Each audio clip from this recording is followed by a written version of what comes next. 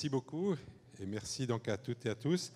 Je vais essayer de vous parler effectivement de biodiversité et c'est un sujet dont vous avez déjà entendu parler, je pense, mais je vais essayer de vous montrer qu'il y a peut-être des choses à y découvrir qui ne sont pas celles qu'on raconte tout le temps et que justement une des difficultés c'est qu'on a des idées préconçues, on a beaucoup d'idées préconçues et que les idées préconçues ça empêche de bien comprendre le monde dans lequel on se trouve.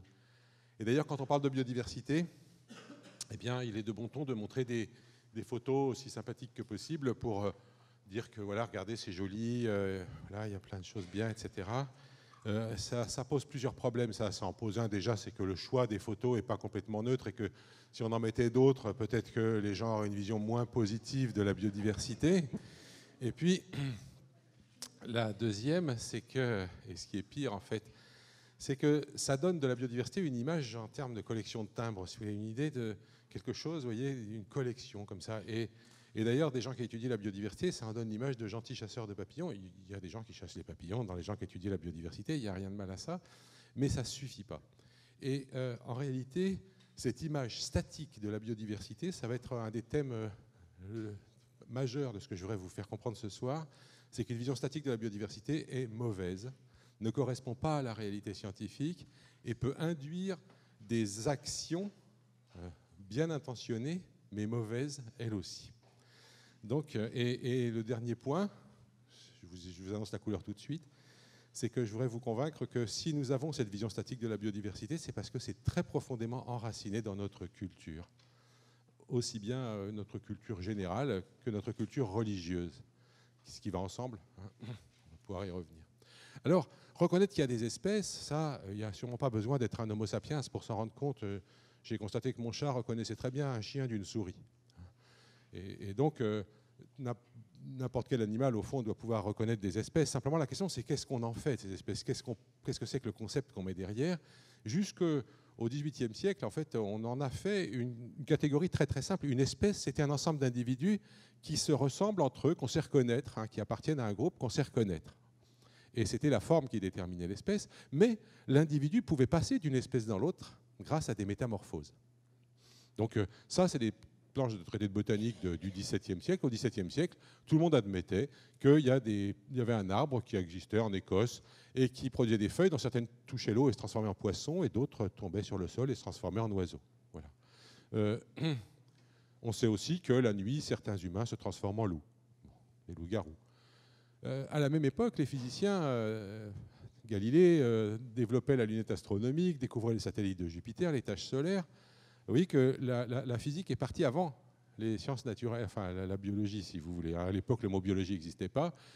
Et je voudrais insister, parce qu'on y reviendra un petit peu à la fin, sur le fait que Galilée, ça ne lui a pas attiré que des avantages d'avoir fait ce qu'il a fait. Vous avez ici un tableau qui me semble très important dans l'imaginaire des scientifiques. Vous voyez Galilée devant ses juges, Galilée défendant la rationalité contre l'irrationnel de la société.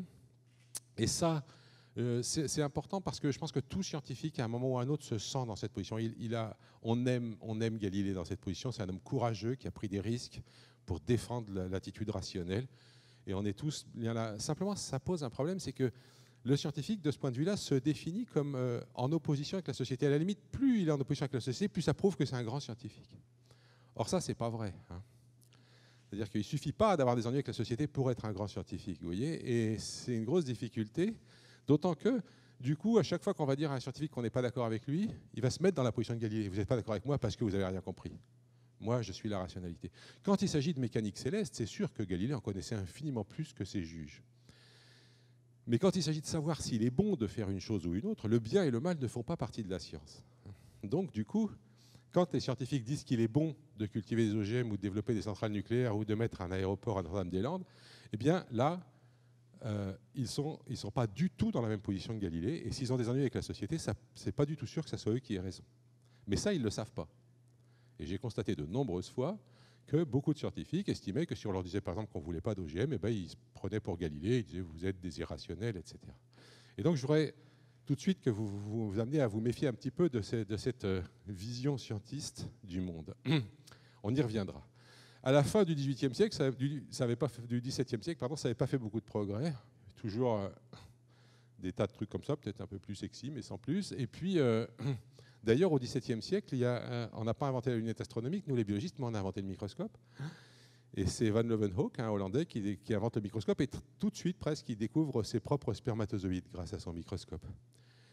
Ouais, comme beaucoup de collégiens. Et alors, et très rapidement, un de ses collègues va dessiner ce petit truc-là, hein, un petit bonhomme, dans le spermatozoïde, tout près à se développer dans la mer.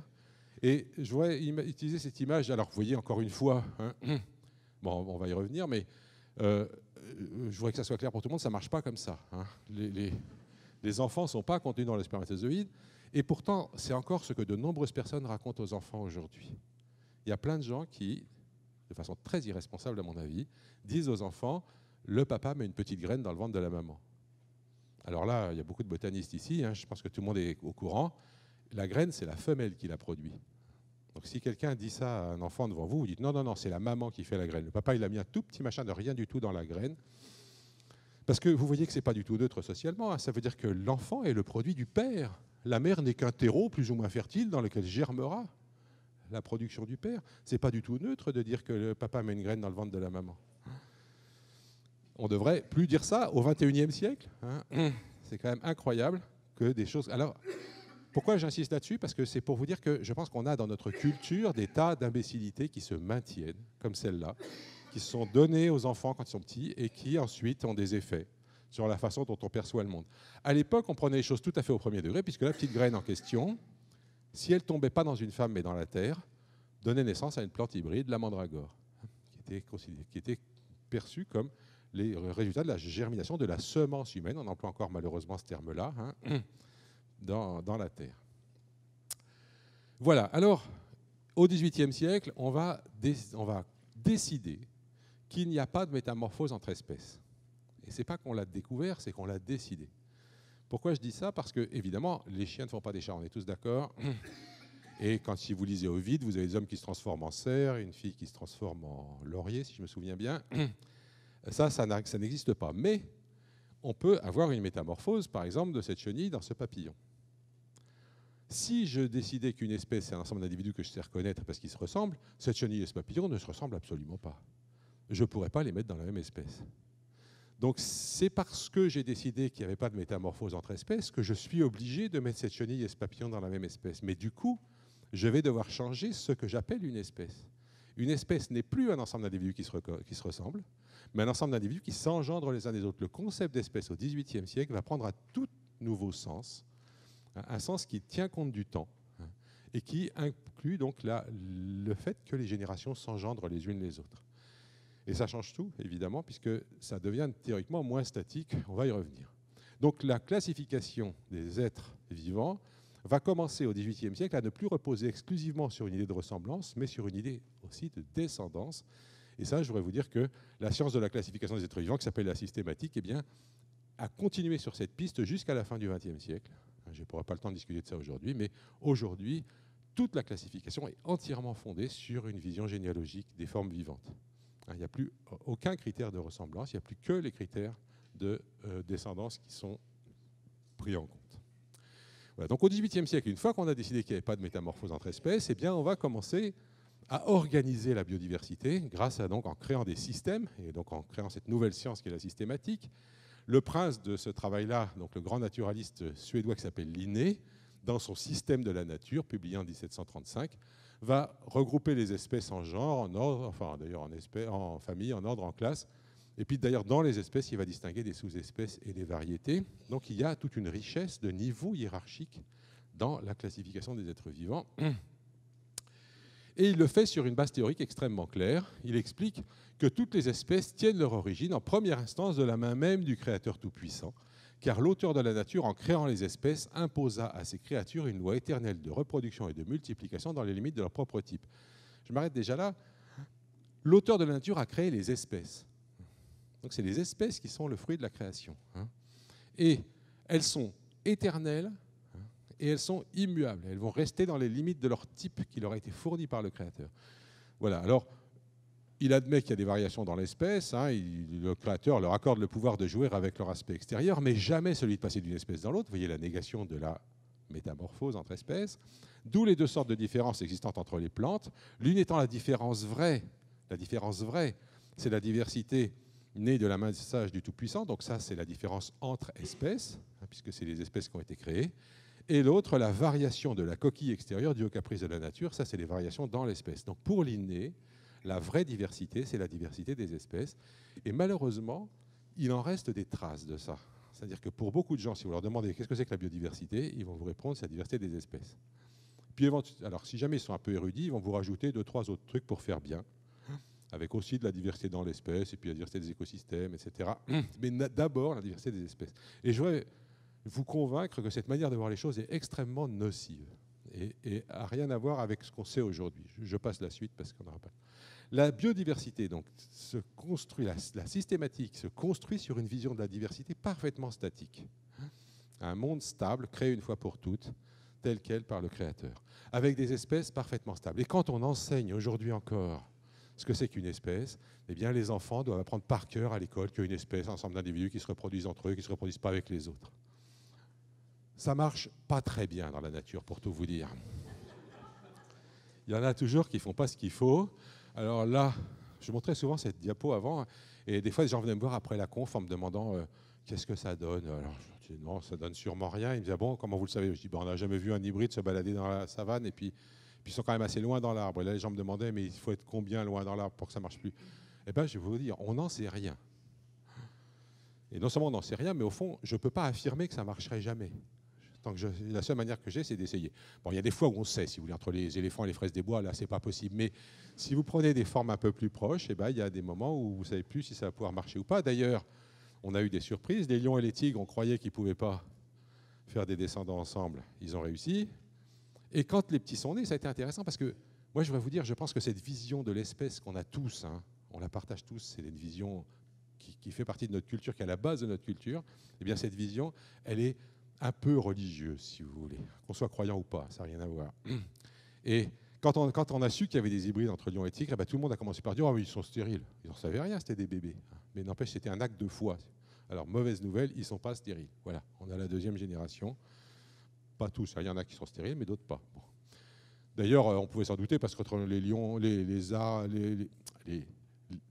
zèbres, les ânes et les chevaux, on arrive à faire tout plein d'hybrides. Et certains sont stériles, d'autres pas, etc. C'est la même chose. Et d'ailleurs, chez les plantes aussi, alors chez les plantes, c'est pratiquement la règle. Moi, je dirais que une espèce qui se croiserait avec aucune espèce proche, à mon avis, chez les plantes, il faudrait vraiment chercher. Et elles peuvent être très différentes. Voilà 2 espèces de ficus. Ficus, c'est un genre avec 1000 espèces, en gros, c'est les figuiers. Vous en connaissez, Ficus benjaminae que vous avez chez vous. Pour les plus vieux, avant, c'était la mode d'avoir un Ficus elastica qu'on appelait caoutchouc chez soi. Et puis, bien sûr, il y a le Ficus carica dont on mange des fruits, mais il y en a plein d'autres. Ce ficus-là, c'est un bel arbre, vous voyez. Et ben, on arrive très bien à le croiser avec celui-là. Il s'appelle Ficus pumila, donc un figuier rampant. Et ça donne un hybride, voilà, qui a cette tête-là, une espèce de buisson, qui est parfaitement, qui fait des figues. Simplement, il est fertile en réalité. Sauf que les figuiers, ils ont besoin d'un insecte spécifique pour s'occuper de leurs figues, et que celui-là, il n'y en a pas pour lui, parce qu'il y en a pour les 2 espèces parentes, mais ces figues à lui, il n'y a personne qui les visite. Donc voilà, c'est pour vous dire que le croisement entre espèces, ce n'est pas du tout une chose rare. Et que le croisement entre espèces fertiles, ce n'est pas tellement une chose rare, et même pire, je ne sais pas si vous connaissez cet animal, c'est un hybride chèvre-mouton. Et c'est intéressant parce que certains sont fertiles aussi, et là, ce n'est pas le même genre. Ce n'est pas seulement pas la même espèce. Donc voilà, il faut arrêter avec cette fable. Vous voyez, on veut donner aux enfants l'image d'un monde stable et on leur donne la définition d'une espèce au départ. Et on leur dira un jour, quand ils seront en 3e, que ça a évolué. Et puis quand ils seront encore plus grands, s'ils font de la science, on leur expliquera comment. Et quand je discute avec les inspecteurs généraux de l'éducation nationale et que je leur dis, mais bon Dieu, la base de la biologie, c'est l'évolution. Si vous ne commencez pas dès le primaire à l'enseigner, ça sera trop tard après. Ils me disent parfois, ah mais non, mais il faut respecter un certain ordre de comment on a compris les choses. Je leur dis, c'est ça, enseignez d'abord que la Terre est plate, et puis en 3e, on leur dira qu'elle est un petit peu ronde, et puis après, pour ceux qui feront de la science, à partir de la seconde, on commencera à leur dire que vraiment la Terre tourne autour du Soleil. C'est pas comme ça que ça marche. Si on ne donne pas les bases dès le départ, on part sur des fausses pistes, et c'est ça qui se passe, c'est ça qui s'est passé pour chacun d'entre nous, parce qu'on a subi ce système d'enseignement. Et ça a des conséquences. Pour sauver la biodiversité, c'est marqué dans la Bible. C'est pas compliqué. Vous prenez un couple de chaque espèce, vous mettez dans un bateau et tout va bien. Bon. il y a plein de trucs de conservation de la biodiversité qui s'appellent l'Arche de Noé ou qui s'appellent Noé, ou etc. Hein. C'est un symbole fort, hein. Mais c'est une catastrophe. Hein. Vous croyez qu'on peut sauver les espèces en gardant juste un couple? Vous, bien sûr que non, ça ne marche pas, ça ferait de la consanguinité, etc. On sait que c'est faux, mais n'empêche que l'image est trop forte pour qu'on l'abandonne. Hein. En plus, on a une vision de la vie avec une chaîne des êtres. Hein. Là, j'aime bien celle-là qui date du XVIIe siècle. À partir du non-être jusqu'à l'être parfait, les minéraux, les plantes, les animaux, les femmes, les hommes, les démons, les anges et Dieu. Ah, mais je suis content que ça vous fasse rire.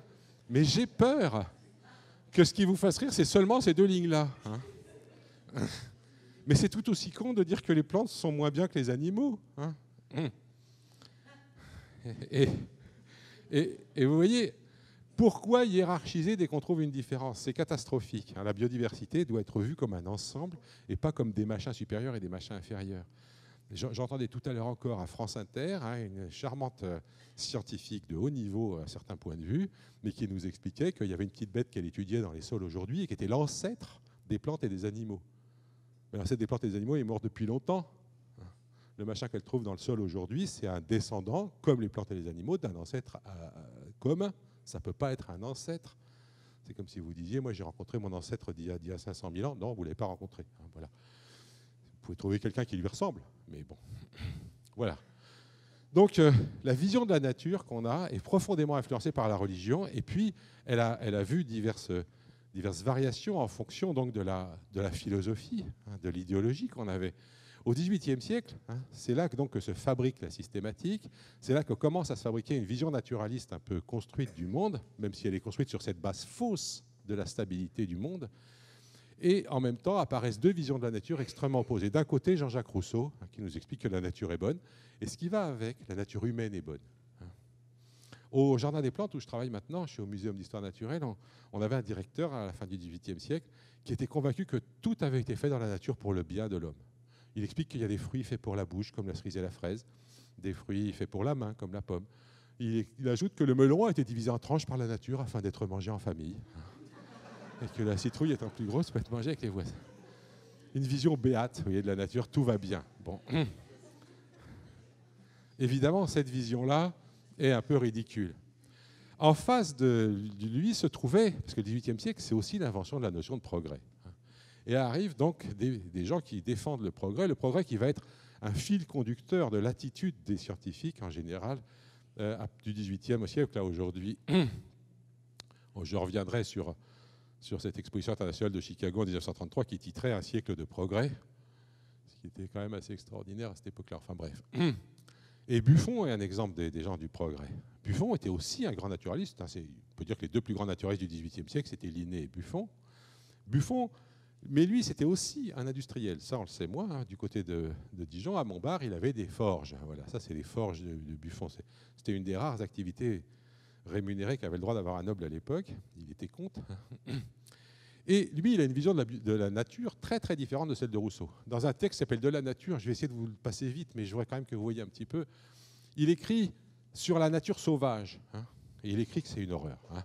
Vous voyez ces plages désertes, ces tristes contrées où l'homme n'a jamais résidé. Alors il va parler du haut, du bas et du milieu. Alors dans le haut, des arbres sans écorce et sans cimes, courbés, rompus, tombant de vétusté, d'autres en plus grand nombre gisant au pied des premiers pour pourrir sur des monceaux déjà pourris. La nature paraît ici dans la décrépitude. C'est qu'un espace encombré, traversé de vieux arbres chargés de plantes parasites, de lichens, d'agarics, fruits impurs de la corruption. Voilà. Ça, c'est pour les forêts.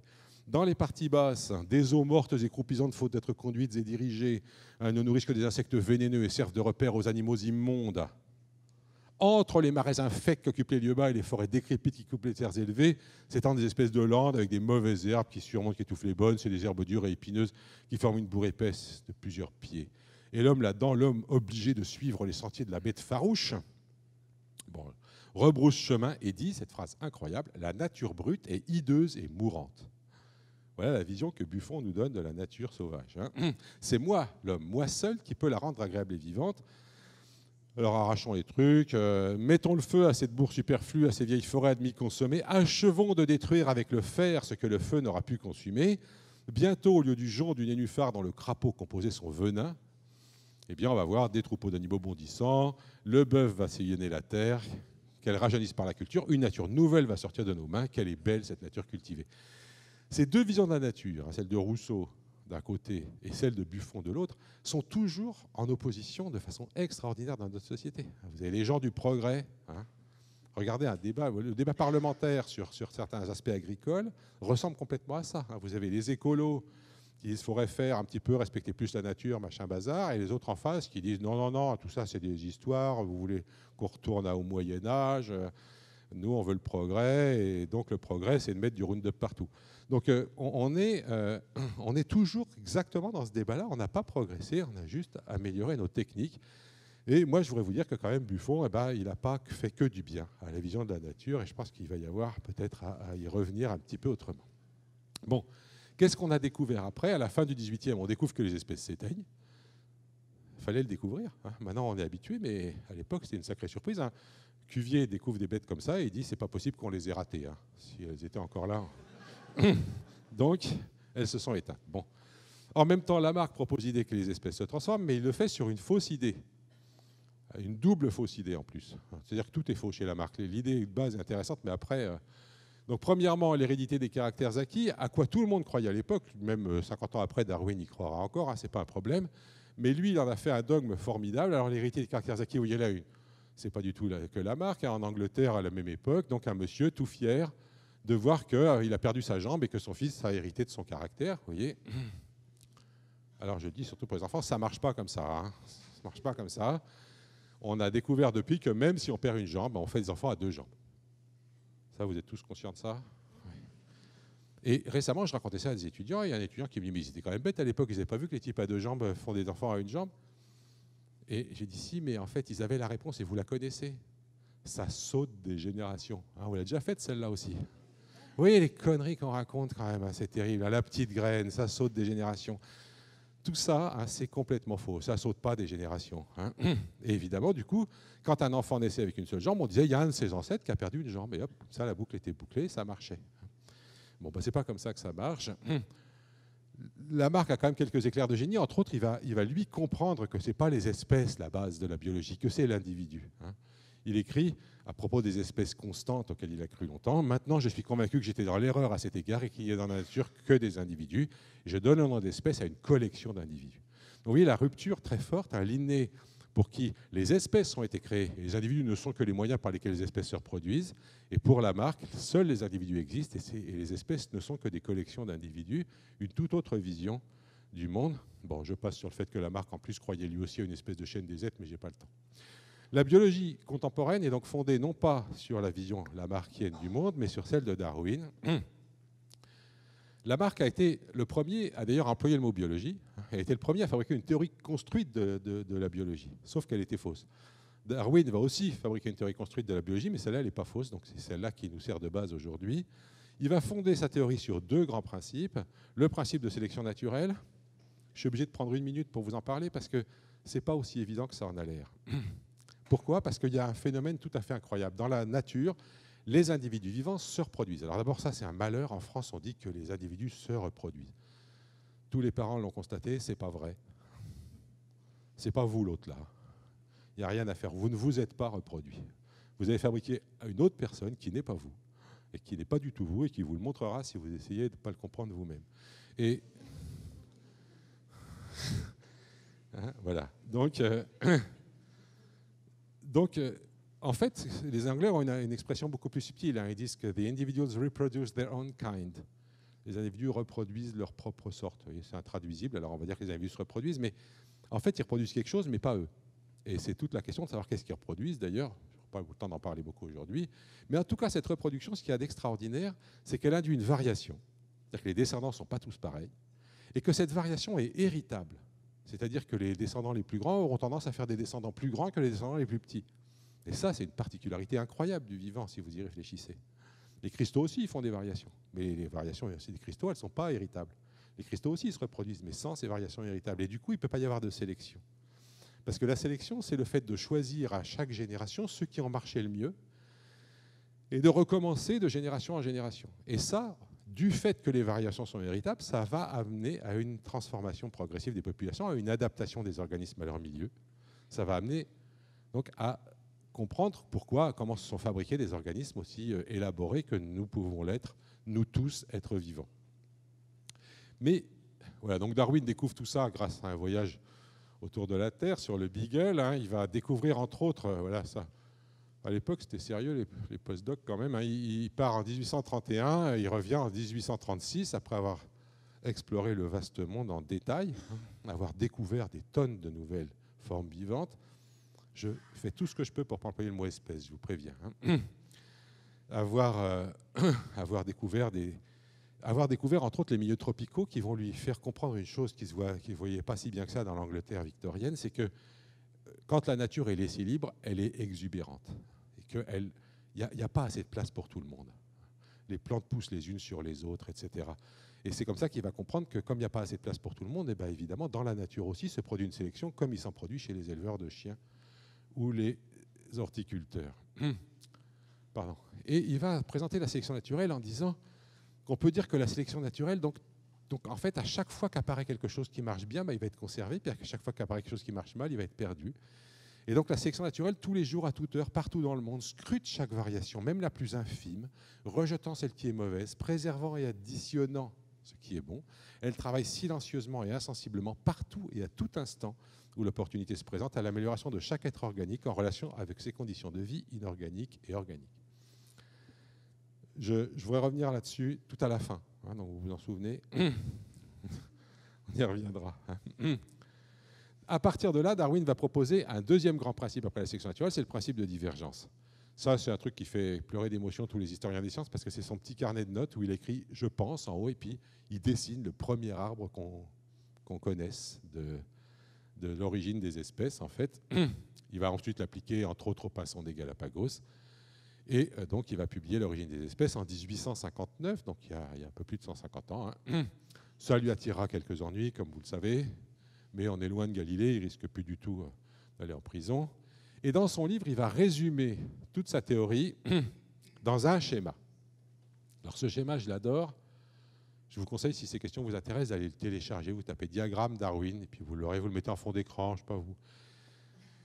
Bon, il est beaucoup plus moche que les photos de biodiversité habituelles, je suis d'accord. Ça, c'est vraiment triste parce que la biodiversité, c'est ça en vrai. Alors, je vais quand même prendre 5 minutes pour vous l'expliquer. Le temps va de bas en haut. Ça, c'est pas de sa faute, c'est parce qu'il était géologue au départ. Et les géologues, les couches les plus anciennes, elles sont en dessous. Bon. Personne n'est parfait. Puis en plus, le temps fonctionne par couche aussi parce que justement, il était géologue. Donc, il a dit... Et à chaque instant, il va se produire des choses. Alors, vous avez ici... Alors, pardon, l'axe horizontal a un sens précis, enfin pas précis, vague justement, mais écologique. Plus deux points sont distants, plus ils sont différents écologiquement. D'accord ? Donc c'est très différent des arbres qu'on vous présente d'habitude, cet arbre-là, parce que l'axe horizontal sur les arbres habituels, il n'a pas de sens. Là, il en a un. Voilà, alors à chaque instant, à partir d'une forme donnée, en apparaissent plusieurs. Et la plupart s'éteignent. La plupart s'éteignent. Celles qui ont... Pourquoi ? Parce qu'elles sont en compétition les unes avec les autres et qu'il n'y a pas de place pour tout le monde. Quelles sont celles qui ont le moins de chances de s'éteindre ? Eh bien, c'est celles qui sont le plus différentes entre elles. Donc celles qui sont le plus sur les bords, qui vont pouvoir explorer des territoires un peu différents, etc. Et donc qui seront moins en compétition. Et vous recommencez ça de proche en proche, et qu'est-ce qui va se passer ? Progressivement, évidemment, du fait de l'extinction des formes du milieu, c'est les formes du bord qui vont gagner, et donc les lignées vont s'écarter. Et donc la production de biodiversité, dans la théorie de Darwin, est le résultat de la sélection naturelle et est le résultat de l'extinction des formes intermédiaires. D'accord ? Donc, premier point sur lequel je voudrais insister, c'est que la biodiversité a besoin de l'extinction pour exister. C'est un peu comme la mort cellulaire. La mort, ça fait toujours peur, et si on vous dit que vos cellules meurent, ça peut vous effrayer. Mais vous effrayez pas, il y a plein de vos cellules qui meurent, et c'est bien pour vous. Par exemple, comme vous êtes un embryon, vous avez les doigts soudés.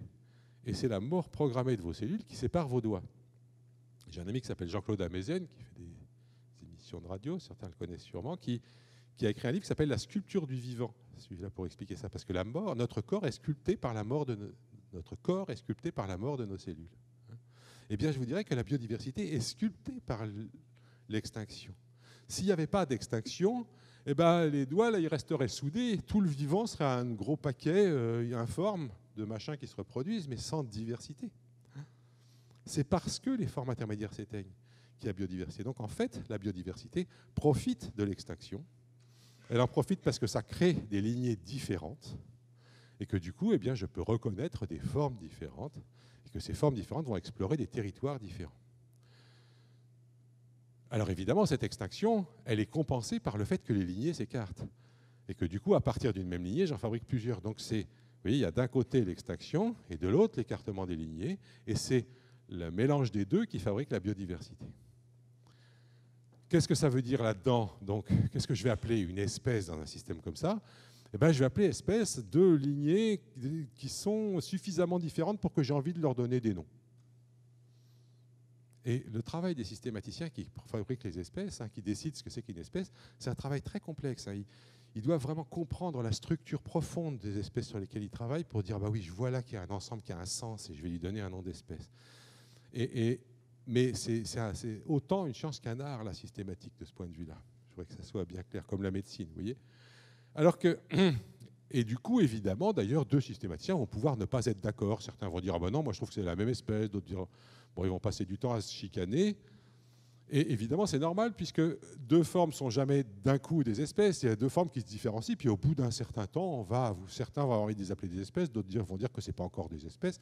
Ça n'a aucune importance, en fait. Il suffit de savoir les reconnaître, et c'est tout. Et du coup, eh bien, Darwin va insister là-dessus, parce qu'il dit, évidemment, si les espèces étaient parfaitement séparées, comme on vous apprend à l'école, la théorie de l'évolution, elle ne pourrait pas marcher, puisque la théorie de l'évolution dit que c'est progressif. Si c'est progressif, ça ne peut pas être bien séparé. Donc il insiste beaucoup sur le fait que les espèces et les sous-espèces, eh ben, on ne sait pas bien les reconnaître. On n'a pas non plus réussi à tracer une ligne de démarcation entre les sous-espèces et les variétés, ou entre des variétés des différences individuelles. Mais entre des espèces, des sous-espèces, des variétés, des individus, la différence entre eux, eh bien, il y a un continuum de diversité. Et donc Darwin en dit, ces différences se fondent l'une dans l'autre par des degrés insensibles constituant une véritable série. Donc la biodiversité vue par Darwin, c'est une biodiversité unique, c'est la biodiversité des individus. Et après, je peux regrouper ces individus en variétés, en sous-espèces, en espèces, mais il n'y a aucune raison de faire un niveau particulier de biodiversité avec les espèces. C'est une création de notre esprit forgée par la Genèse. Ah là, je sens que ça Darwin désespère très vite de convaincre ses contemporains de tout ça, figurez-vous. Dès 1860, un an après la publication de l'origine des espèces, il écrit à un ami « Je suis souvent désespéré d'obtenir que la majorité des naturalistes simplement me comprennent. Des gens intelligents, qui ne sont pas des naturalistes et qui n'ont pas une idée bigote du terme espèce, montrent plus de clarté d'esprit. » Je suis content qu'il ait employé le mot bigote parce que je pense qu'effectivement, il y a quelque chose de religieux derrière tout ça. Toujours pareil, qu'on soit croyant ou pas, ça n'a rien à voir. Quels résultats, quelles erreurs on peut faire à partir de là? Je ne vais pas vous en citer beaucoup, j'en ai un catalogue, mais je vais vous en citer une. Voilà un schéma qui est souvent montré. On va vous dire qu'il y a 10 fois plus d'espèces d'insectes que de plantes. Et on va en déduire que 80% de la diversité terrestre est chez les insectes. J'ai encore vu ça écrit dans un texte du CNRS le mois dernier. Mais non. Ce n'est pas parce que 80% des espèces sont des espèces d'insectes que 80% de la diversité est chez les insectes. Moi, j'ai travaillé pas mal sur les plantes et un petit peu sur les insectes. Je pourrais vous dire une chose. Quand deux insectes ont un poil de travers, paf, ils ne se croisent plus. Donc, les insectes, si vous voulez, ils font des espèces extrêmement pointues. Même on a inventé pour les insectes le concept d'espèces jumelles, d'espèces qu'on est complètement incapable de reconnaître sans faire de la bouillie et tirer leur ADN de là pour arriver à les reconnaître. Voilà. Alors que les plantes, même si les plantes sont très différentes, elles arrivent encore à se croiser, il n'y a pas de problème. Et dans la même espèce, vous allez pouvoir avoir des arbustes, des arbres, etc. En gros, je dirais que la biodiversité est découpée en grosses tranches qui sont les espèces chez les plantes, alors qu'elle est découpée en tranches fines chez les insectes. Si je compte les tranches, je ne compte pas la quantité de gâteaux. Si jamais je crois qu'en comptant les espèces, je peux comparer la diversité des plantes et des animaux, eh bien c'est que j'ai une vision créationniste du monde. Je n'ai pas compris que la variation qui se fabrique par le mécanisme que Darwin a mis en évidence, c'est une variation qui ne se produit pas de la même façon chez les plantes et chez les animaux. Et que du coup, le comptage des espèces ne nous donne pas une bonne mesure. Quand on cherche sur le web biodiversity, on tombe là-dessus, par exemple, vous voyez, les espèces, en gros, puis le reste derrière un bazar.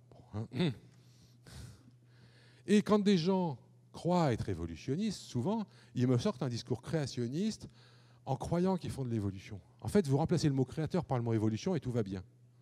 Vous ne dites pas le créateur a créé les espèces, non, non, vous dites l'évolution a créé les espèces. Et alors le pire, c'est ceux qui me disent l'évolution a créé les espèces et à la fin, elle a créé l'homme. Vous voyez, là, c'est vraiment le créateur, mais on met l'évolution à la place. L'évolution n'a pas créé les espèces. L'évolution crée constamment de la diversité, et pas seulement les espèces. Tous les niveaux de hiérarchie de la diversité. Et d'ailleurs, on n'est pas du tout, les humains, les dernières espèces apparues sur Terre, mais alors loin de là. Déjà, les chimpanzés, les bonobos sont séparés longtemps après qu'on soit séparés des autres. Et puis, la dernière espèce apparue sur Terre, à notre connaissance, c'est le moustique du métro londonien. Il n'y a pas de quoi en faire un fromage. Donc, il faudrait arrêter d'avoir cette vision d'une création comme ça qui s'est faite, et puis l'homme qui domine tout ça. Il faut avoir une vision beaucoup plus dynamique de la biodiversité. Et si je reprends ce schéma, je peux me poser la question, est-ce qu'il y a une... Vous voyez bien que la biodiversité que je vois aujourd'hui, c'est-à-dire à la ligne numéro 10 du débat de Darwin, ce n'est pas la même que celle qu'il y avait avant, et ce n'est pas la même que celle qu'il y aura après. Ah oui, mais ça change tout, ça, dites donc. Ça veut dire que je ne peux pas la conserver telle qu'elle. Vouloir conserver la biodiversité telle qu'elle, c'est une grave erreur. Ça, c'est le point. Maintenant qu'on a vu ce que c'est que la biodiversité, on va voir quelles sont les erreurs dans lesquelles ne pas tomber.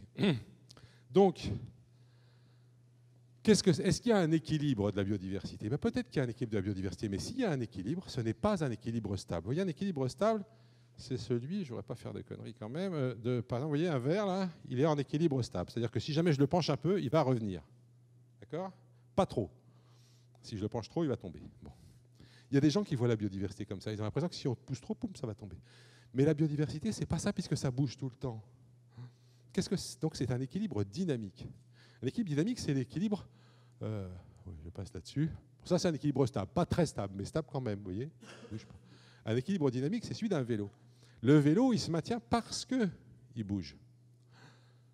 D'ailleurs, j'aime bien cette photo parce que si je vous la montre, je suis certain que vous savez qu'il est en train de bouger.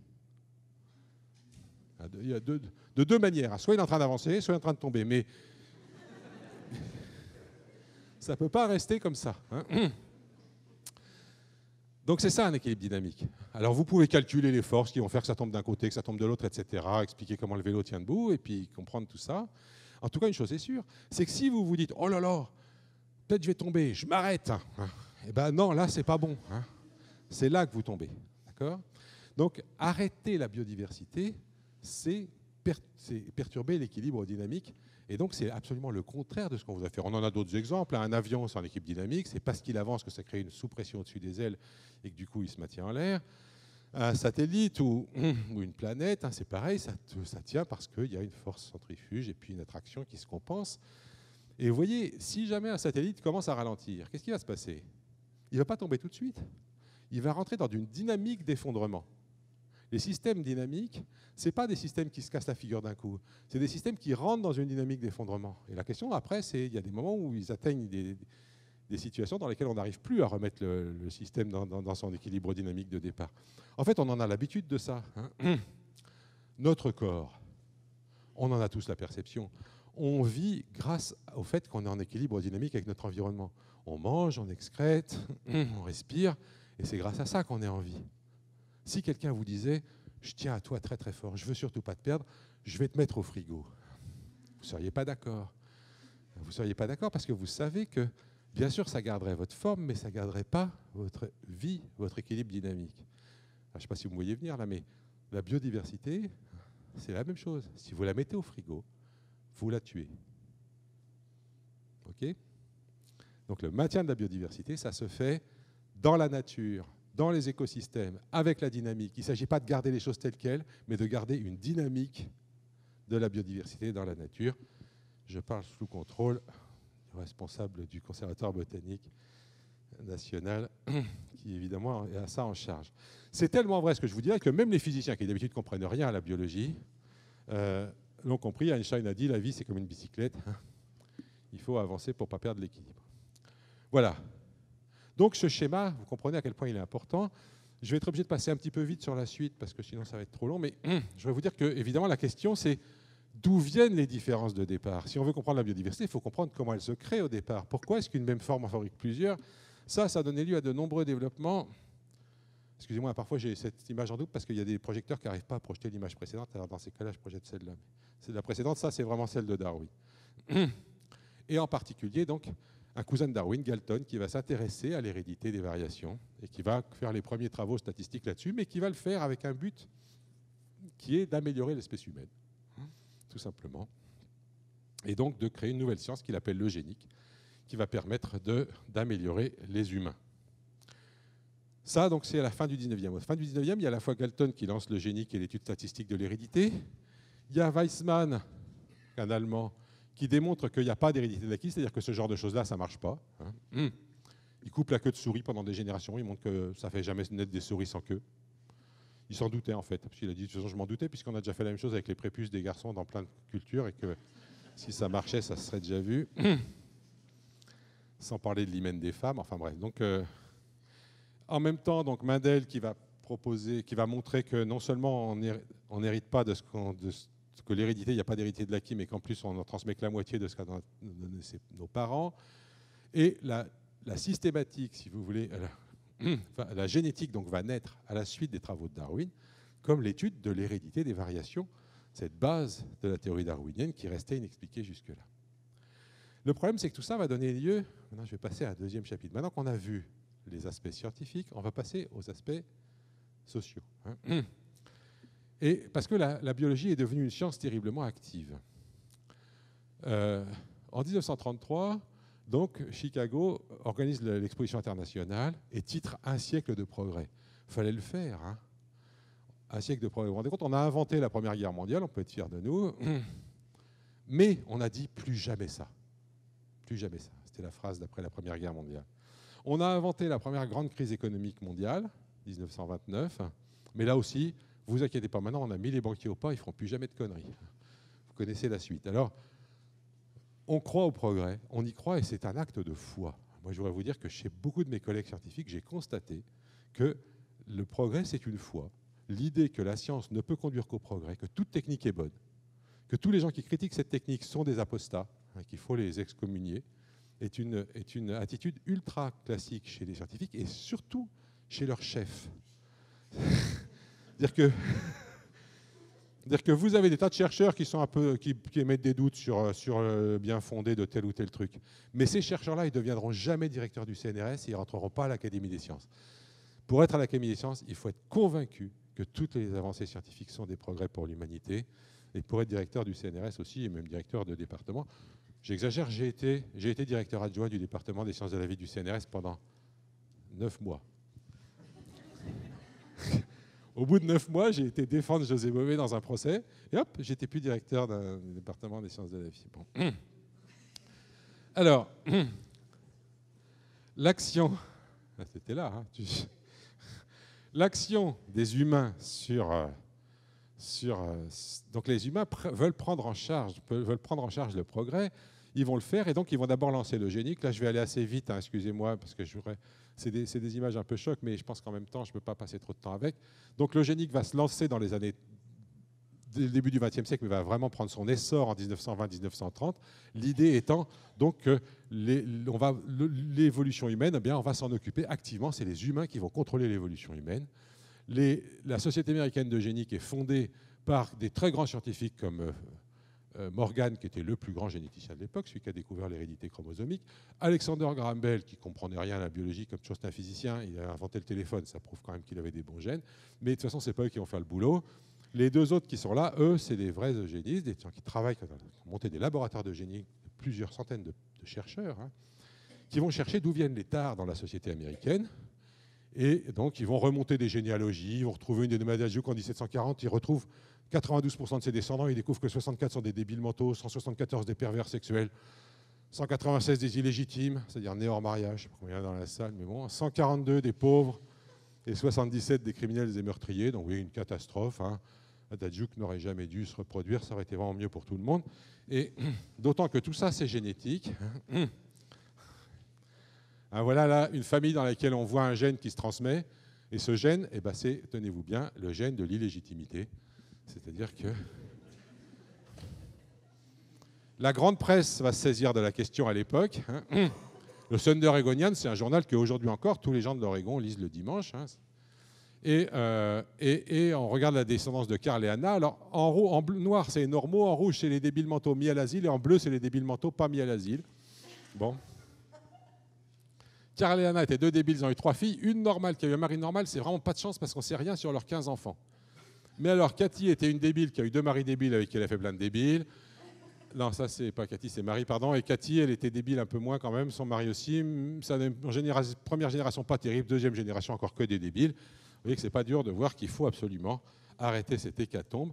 La Société américaine d'eugénique va présenter ça dans des endroits, dans des foires, etc. Ils vont convaincre les gens que que ça coûte cher tous ces débiles et qu'il faut arrêter ça.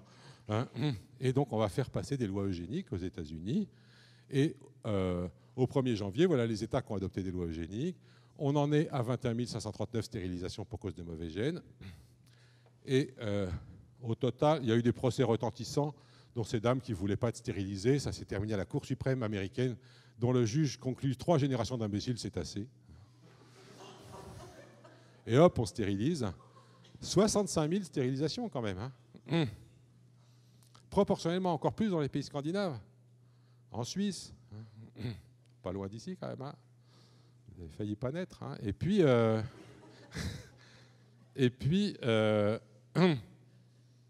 alors la France à l'époque n'avait rien compris à la génétique. Alors là... on était encore lamarckien, nous, donc on risquait rien. Bon, je profite de ce petit tour d'horizon mondial pour vous dire qu'en Russie, il y avait une très grande école de génétique menée par un homme, et comme je finirai par lui, je vais le présenter tout de suite, il s'appelait Nikolai Vavilov. Et Vavilov va être celui qui va développer l'idée des ressources génétiques, l'idée qu'il existe une diversité dans les plantes cultivées, et que cette diversité est extrêmement précieuse, et que cette diversité s'est fabriquée sous l'action de la culture par les paysans de la même façon que l'arbre de Darwin de tout à l'heure. Vous vous en souvenez de cet arbre, hein? J'espère que vous ne l'avez pas déjà oublié, sinon j'aurais carrément perdu mon temps. Hein? J'espère au moins que vous en souviendrez quelques jours. Quoi. Bon. Et, c'est-à-dire que chaque agriculteur, en ressemant ses semences, fabrique une population qui a ses particularités à elle, qui va diverger par rapport aux autres. Hein? Et comme de génération en génération, chaque population de semences va diverger. Si à un moment, un agriculteur manque un petit peu de diversité, il va aller récupérer quelques graines chez le voisin pour remettre un petit peu de variation dans ses graines et recommencer. Et de cette façon-là, eh bien, c'est fabriquer une immense diversité des plantes cultivées. Et comme le disait Darwin, hein, chaque jour, à chaque heure, eh bien, la sélection des sélectionneurs, en réalité, va scruter les moindres variations et les meilleures vont être conservées et les mauvaises vont être éliminées. Donc c'est bien cet arbre qui fonctionne chez les plantes cultivées et qui produit la diversité des plantes cultivées. Encore une fois, je passe. Ah bah pardon, je vous la redis, mais malheureusement pour Vavilov, donc qui a compris tout ça, en URSS, ce qui va arriver, c'est qu'il y a un dénommé Lysenko qui va réussir à convaincre Staline et les soviets que la génétique est une science bourgeoise réactionnaire, parce qu'elle propose l'idée qu'il y a des différences entre individus à la naissance et que ça, c'est complètement contraire au matérialisme historique. Ce n'est pas contraire aux écrits de Marx, il n'en a jamais rien dit là-dessus, mais c'est effectivement contraire aux écrits de Engels. Pratiquement tous les mouvements ouvriers de gauche du début du XXe siècle étaient partisans de ce qu'on appelle la tabula rasa, c'est-à-dire que tous les hommes naissent semblables et c'est entièrement la société qui les différencie. Donc, effectivement, la génétique ne dit pas ça. Et du coup, la génétique est considérée comme une science interdite en URSS. Tous les généticiens sont mis en prison et ils vont mourir au goulag. Vavilov mourra de faim. Il est arrêté en 40 et il mourra de faim en 43 dans la prison de Saratov, comme tous ses collègues généticiens. Sauf ceux qui se sont barrés à temps. Voilà. Je voudrais que vous compreniez que... bon, je n'aurai pas le temps de discuter de ça, mais l'idéologie soviétique a conduit l'agriculture soviétique au désastre, hein, quand même, parce que vouloir améliorer les plantes en croyant aux fables que racontait Lysenko, ça a amené à des catastrophes. Hein. Mais en même temps, donc, effectivement, je voudrais que vous compreniez que les eugénistes, ceux qui ont été responsables de la stérilisation de ces 65 000 personnes aux États-Unis, en Scandinavie, etc., et évidemment, qui a été le pays champion du monde à l'époque, c'était l'Allemagne, hein, bien sûr. Avec cette idée donc qu'il fallait fabriquer une race pure aryenne. Hein. Mais, on va y revenir. Hein. Mais je voudrais que vous compreniez que l'eugénisme, c'était une utopie. une utopie progressiste. On va faire progresser l'espèce humaine en la débarrassant de ces scories que sont les ratés. Tous les grands scientifiques de l'époque, je n'aurai pas le temps, mais Pearson, qui dit que la science moderne nous donne des pouvoirs de citoyens plus élevés parce qu'on est plus rationnel. Beaucoup de scientifiques pensent ça. Comme je suis scientifique, je suis plus rationnel que les autres, donc je suis un meilleur citoyen. Donc on devrait me laisser décider moi. Bon. Et qu'est-ce qu'il en déduit, Pearson? Eh bien, que le droit de vivre ne donne pas le droit pour chaque homme de se reproduire. Comme nous avons diminué la force de la sélection naturelle à cause des lois sociales du 19e siècle, et que maintenant, de plus en plus les faibles et les inadaptés survivent, nous devons augmenter les standards pour être parents. Julian Huxley, petit-fils de Thomas Huxley, qui était le compagnon de Darwin, fondateur de l'UNESCO, fondateur de la théorie synthétique de l'évolution, fondateur de l'UNESCO, oui, c'était quelqu'un qui se préoccupait des autres, c'était pas un méchant, eh bien, écrit un livre qui s'appelle What Dare I Think, qui est un manifeste eugéniste. Comment ça va s'arrêter tout ça? Eh bien, ça va s'arrêter à Nuremberg. Après Nuremberg. Parce qu'à Nuremberg, on va dire que la dignité humaine est quelque chose de tellement important que les atteintes à la dignité humaine constituent un crime contre l'humanité et que rien n'excuse un crime contre l'humanité. Rien, pas même l'obéissance des ordres dans une armée. Ce qui, juste après une guerre, est une affirmation incroyablement forte. Bon, je passe Nuremberg, c'est un moment fascinant de notre histoire, parce qu'il a fallu faire des contorsions incroyables avec la loi pour faire fonctionner ce truc-là. En droit pénal, normalement, il n'y a pas d'effet rétroactif. Donc vous ne pouvez pas condamner quelqu'un pour un crime qui n'était pas un crime quand il a commis. Mais le crime contre l'humanité, on l'invente à Nuremberg. Et il faut condamner des gens qui l'ont fait avant. Donc il va falloir faire un truc très compliqué. Mais en tout cas, ce qui est sûr, c'est qu'avant Nuremberg, le premier impératif de l'humanité, c'était le progrès. Et tant pis s'il fallait de temps en temps tenter à la dignité humaine. Après Nuremberg, la dignité humaine et son respect devient une priorité absolue. Et du coup, le progrès n'a plus le droit de se situer que dans le respect de ça. Si vous lisez des textes sur ces sujets, si c'est d'avant Nuremberg ou d'après, je vous garantis que ce ne sera pas les mêmes. Même Aldous Huxley, qui écrit Le meilleur des mondes en 1930 et quelques, à l'époque, il est eugéniste. C'est seulement après Nuremberg qu'il va écrire Le retour au meilleur des mondes, dans lequel il est anti-eugéniste. Et dans lequel il écrit que toute civilisation qui, etc., essaie de standardiser l'individu humain commet un crime contre la nature biologique de l'homme. Mais ça, c'est après Nuremberg, dans Le retour au meilleur des mondes, Brave New World Revisited. Bon, je vous passe, et donc toutes les fictions qui ont traité de ces folies biologiques. Mais je voudrais vous dire que le malheur, c'est qu'on a eu Nuremberg pour les humains. Ça marche plus ou moins bien. Vous savez bien que les droits de l'homme ne sont pas respectés partout, mais au moins, ça existe. Le malheur, c'est qu'on n'a pas eu de Nuremberg pour la nature. On n'a pas eu de Nuremberg pour les autres espèces, pour les autres lignées que la lignée humaine. Ce qui fait que si jamais on n'essaye plus de fabriquer des races pures chez les humains, on essaye toujours autant d'en fabriquer chez les plantes et chez les animaux. Et c'est aussi catastrophique. C'est probablement tout à fait catastrophique sur le plan de la survie du système. C'est là-dessus que je veux finir dans les 10 minutes qui me restent. Je voudrais vous dire que réfléchir à ces questions, se poser la question de comment conserver un environnement viable pour les générations futures, c'est un sujet, donc, comme je vous l'ai dit, qui va heurter deux visions du monde absolument opposées, la vision du progrès technique à tout crin et la vision du respect de la nature, etc. Et on va constater constamment que ces trucs-là s'opposent.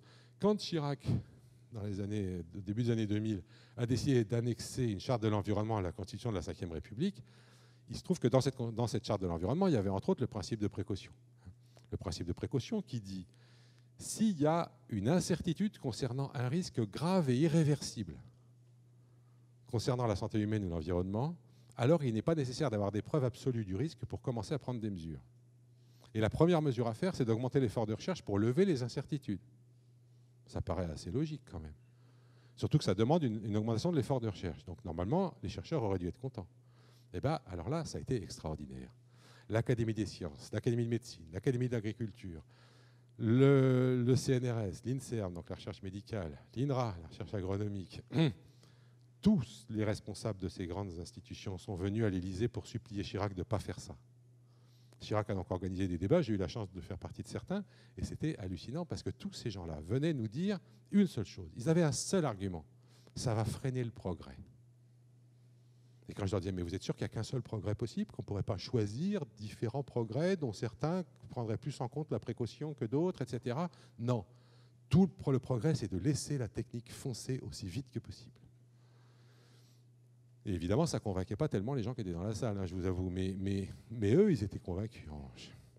Et on a donc... Bon, alors, donc, ils n'ont pas réussi à convaincre nos dirigeants. Et c'est quand même extraordinaire de voir qu'il y a des moments où nos dirigeants politiques, pour qui on n'a pas tout le respect qu'il faudrait souvent, et qu'on aimerait bien avoir plus de respect que ça, parce que, bon, mais ils ne le méritent pas toujours, ont réussi, dans ce genre de cas, à être plus sages que les soi-disant plus sages des scientifiques.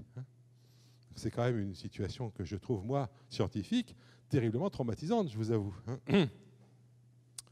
Bon, il y a des scientifiques particulièrement fous, je passe sur celui-là. Et je voudrais finir donc, en vous disant que, effectivement, dans l'agriculture, eh bien, le progrès, bon, je vais passer très vite, mais vous voyez, l'agriculture, c'était un travail très, très dur. Et pour le rendre moins dur, eh bien, on a... les mêmes techniques se sont gardées pendant tellement longtemps. Quand on regarde des images d'il y a plusieurs milliers d'années et des images actuelles, on retrouve les mêmes gestes. C'est souvent des gestes extraordinairement difficiles, etc. On a modifié les plantes en les sélectionnant. Heureusement, ça a amélioré des choses. On a changé les pratiques de manière à ce que ça devienne moins dur. Bon, excusez-moi, je passe là-dessus. On a mécanisé, ce qui a rendu les choses plus faciles. Mais en même temps, eh bien, pour faire ça, on ne s'est pas rendu compte du fait que peut-être qu'il y avait une saine limite de la mécanisation et de l'industrialisation de l'agriculture. On a eu l'impression que plus on mécaniserait, plus on industrialiserait, mieux ça serait. Et progressivement, et moi je le sais, parce que j'ai fait des études d'agronome au départ, on m'a demandé de me présenter, je ne l'ai pas fait, mais je suis agronome de formation. Puis j'ai fait de la génétique, et puis je me suis occupé d'évolution et de biodiversité. Voilà. Et effectivement, quand j'étais étudiant en agronomie dans les années 70, on m'expliquait que la ferme, c'était fini. Qu'on ne voulait plus de fermiers, qu'on ne voulait plus de paysans, qu'on voulait exclusivement des chefs d'exploitation agricole. Que l'exploitation agricole, ça devait devenir une exploitation industrielle comme une autre. C'était ça le... Tu as eu ça aussi après? Bon, voilà. Donc, et évidemment, du coup, il a fallu changer les plantes, il a fallu homogénéiser tout ça. Il ne fallait surtout pas qu'il y ait une tête qui dépasse là-dedans, sinon elle était perdue. Et puis voilà, progressivement, le rêve de l'agronome, si vous voulez. Bon... Seulement, le malheur, c'est qu'en faisant ça, on a retiré toute diversité au monde agricole. Et que d'ailleurs, pour la retirer, qu'est-ce qu'on a fait? On a décidé que ça ne serait plus les mêmes qui produiraient les semences et les mêmes qui produiraient, qui produiraient la production. C'est-à-dire qu'il y a des semenciers qui produisent des semences et puis ils vendent les semences aux autres agriculteurs. Les autres agriculteurs sèment les semences, du blé par exemple. Vous semez du blé, vous n'êtes pas semencier, ben votre blé il ira à la meunerie. Vous ne regarderez même pas comment il est foutu. Vous ne regarderez pas si jamais il y a des plantes qui sont mieux que d'autres là-dedans. Ce n'est pas votre boulot. Le semencier, lui, il est censé vous donner un truc homogène et qui marche. Et vous, vous êtes censé le semer, le récolter et le vendre au meunier. Point barre. Le résultat, c'est que la fameuse phrase de Darwin de tout à l'heure, la sélection naturelle à chaque instant trie dans le monde entier, c'est fini dans les plantes agricoles. S'il y a un blé génial qui apparaît au milieu de la Beauce, eh ben, il ira se faire écrabouiller dans un moulin de meunerie, point barre. Il faudrait que ce soit une chance extraordinaire que le blé génial soit apparu justement dans les champs des producteurs de semences, mais pas seulement d'ailleurs, même des obtenteurs de variétés. Parce qu'en réalité, du coup, le résultat, c'est qu'au lieu de travailler sur l'ensemble de tous les blés cultivés, la diversité n'est plus produite que dans les champs des producteurs de variétés, c'est-à-dire presque rien. On a perdu toute la diversité des plantes cultivées. Voilà, alors, et du coup, bah, évidemment, la solution, c'est de traiter, parce que comme ils sont tous pareils, ils attrapent des maladies à tout va, et on est obligé de mettre des traitements en quantité, de manière à ce qu'ils survivent quand même. Bon, je passe sur la suite. Et du coup, il y a des boîtes qui se sont spécialisées dans la production de produits chimiques de traitement. L'une des plus célèbres, et si elle n'existait pas, il faudrait l'inventer, c'est Monsanto. Ça, c'est l'usine Monsanto dans les années 60. Ils s'étaient spécialisés dans la fabrication de trucs qui tuent les plantes. C'était leur spécialité. D'ailleurs, leur premier machin, ça a été un défoliant. On en reviendra. Mais maintenant, ils se sont spécialisés dans la production d'OGM. Et par exemple, si vous allez en Amérique du Sud, au lieu de toute l'agriculture florissante qu'il y avait encore il y a une trentaine d'années, ce que vous allez voir, c'est à perte de vue des champs de soja transgéniques. Et tout ça, c'est grâce en particulier à Monsanto. Monsanto, si vous allez sur page web, voilà, il vous montre un agriculteur heureux. Il est heureux parce qu'il cultive du maïs transgénique. Alors c'est pratique. Si jamais il y a un papillon qui vient, enfin une chenille qui vient manger son maïs, crac, le maïs tue le papillon. Bon. S'il y a des mauvaises herbes qui poussent, il passe en avion et il fout du Roundup, tout crève sauf son maïs. C'est génial. Hein. Bon, on est en train de découvrir que le Roundup, c'est carrément un poison, mais jusqu'à présent, ce n'était pas officiel. Rassurez. Et croyez-moi, Monsanto, ils sont vachement balèzes pour ne pas faire des trucs officiels. Je vous disais que leur première production, ça a été un défoliant. Il s'appelait l'agent orange. Les soldats américains au Vietnam se plaignaient que les Viettes se cachaient sous les feuilles. Monsanto a dit, on a la solution. Les défoliants. Vous arrosez le Vietnam avec des défoliants, notre agent orange, ça fera tomber les feuilles. Premièrement, déjà, vous verrez mieux les autres soldats. Et deuxièmement, ils vont quand même un peu crever de faim, donc on va gagner la guerre. On sait aujourd'hui que Monsanto connaissait les effets sur les enfants qui naîtraient après exposition de ces produits. Et pourtant, ils n'ont jamais été condamnés. Ils sont très forts. Donc aujourd'hui, ils sont spécialisés dans la production d'OGM. Je vais aller très vite. Les gens se sont inquiétés, on ne les a pas crus. On a sorti des slogans pour faire croire que les OGM étaient bons. Par exemple, on vous a dit qu'ils allaient nourrir la planète. Si ça vous intéresse, on en discutera. Les OGM ne nourriront jamais la planète. Je n'ai pas le temps d'en discuter maintenant. On a sorti d'autres slogans. J'aime bien celui-là, je le trouve rigolo. Lorsqu'on croise de maïs, on ne sait pas quel gène on fait se rencontrer. Alors que quand on fait un OGM, on sait quel gène on met dedans. Donc on prend moins de risques avec un OGM qu'avec un maïs normal. Eh ben moi, j'ai vu des mecs, des grands scientifiques venir dire ça à des assemblées. Et les gens, ils sont un peu désarçonnés. On sent bien qu'il y a un truc à la con là-dedans, mais on a du mal à voir où c'est, quoi. Alors, je vais vous donner la réponse. Vous voyez, c'est que je vous ai dit tout à l'heure que, par exemple, je ne suis pas capable de prédire si jamais un lion et un tigre vont pouvoir faire un descendant. Il faut que j'essaye pour le savoir. La biologie, ce n'est pas une science ultra théorisée. Elle ne sait pas prédire les choses qu'elle n'a jamais vues. Mais en revanche, quand elle fait suffisamment d'expérience, elle peut dire statistiquement ce qui va se passer là. Moi, je vais vous dire statistiquement. Quand on croise de maïs, ça fait 6000 ans qu'on le fait. Et ça fait du maïs. Alors que quand on met un gène de bactérie dans un maïs, on ne sait rien du tout de ce que ça va faire, déjà. Bon, je repasse sur ce que je viens. On ne sait même pas comment la protéine va se replier. Pareil, on en discutera si vous voulez. On ne sait pas comment ce gène interagira avec d'autres gènes. Chez le trèfle, on connaît un gène qui ne fait rien chez certains trèfles et qui produit du cyanure dans d'autres. Ah oui, vous montrez que le gène ne fait rien de mal dans le premier trèfle, il se croise avec le deuxième, paf, il y a du cyanure produit. Super. Donc, effectivement, l'honnêteté voudrait que les scientifiques disent qu'on connaît extrêmement mal les risques liés au fait de faire ça. Mais en fait, pour moi, ce qui m'a le plus intéressé dans cette affaire, c'est le fait que les gènes se baladent. C'est des manips que j'ai faites, ça, vous voyez. On a semé des champs avec des maïs à grains bleus. Ça, ce n'est pas des OGM, c'est des trucs traditionnels mexicains. Et puis, on peut tout de suite voir, il y a 10 mètres, à 50 mètres, à 100 mètres, à 500 mètres, à 1 kilomètre, combien il y a de grains de pollen qui sont partis de ce champ-là et qui sont allés féconder les maïs à grains jaunes. Et on a trouvé que, en fait, ça va loin. Voilà. Selon les années, on peut aller à des kilomètres. Ça, pareil, si vous voulez en discuter, on en discutera. Pourquoi c'est embêtant ? C'est embêtant parce que ça risque de faire des tas de problèmes écologiques dans les champs. On pourra en reparler aussi. Ça peut faire progressivement que des plantes deviennent résistantes. Ça nous est déjà arrivé. Vous savez que dans les années 70, on employait à mort l'atrazine. C'était un super désherbant, vachement bien. Bon, depuis, on a découvert que c'était un peu toxique aussi. Ça, c'est un champ de maïs. Mais il y a des morelles qui sont devenues résistantes à l'atrazine. Et elles sont mises à se développer dans les champs de maïs. Il y a aussi des kénopodes. Oui, ça aussi, c'est un champ de maïs. Mais là, le maïs, vous ne le voyez presque plus. Il est entièrement bouffé par les kénopodes, résistants à l'atrazine. Que font les agriculteurs quand les plantes commencent à devenir résistantes ? Ils augmentent les doses. Qu'est-ce qui se passe au bout d'un moment ? Les nappes phréatiques sont pleines de l'herbicide. Et c'est là qu'on découvre que l'herbicide était toxique, tout compte fait. En France, on l'a interdit. Aux US, c'est toujours autorisé. Bon, Monsanto s'est calmé sur la chimie. Ils font pratiquement plus que des OGM. Et je me suis bien demandé pourquoi jusqu'à ce qu'arrive cette histoire-là.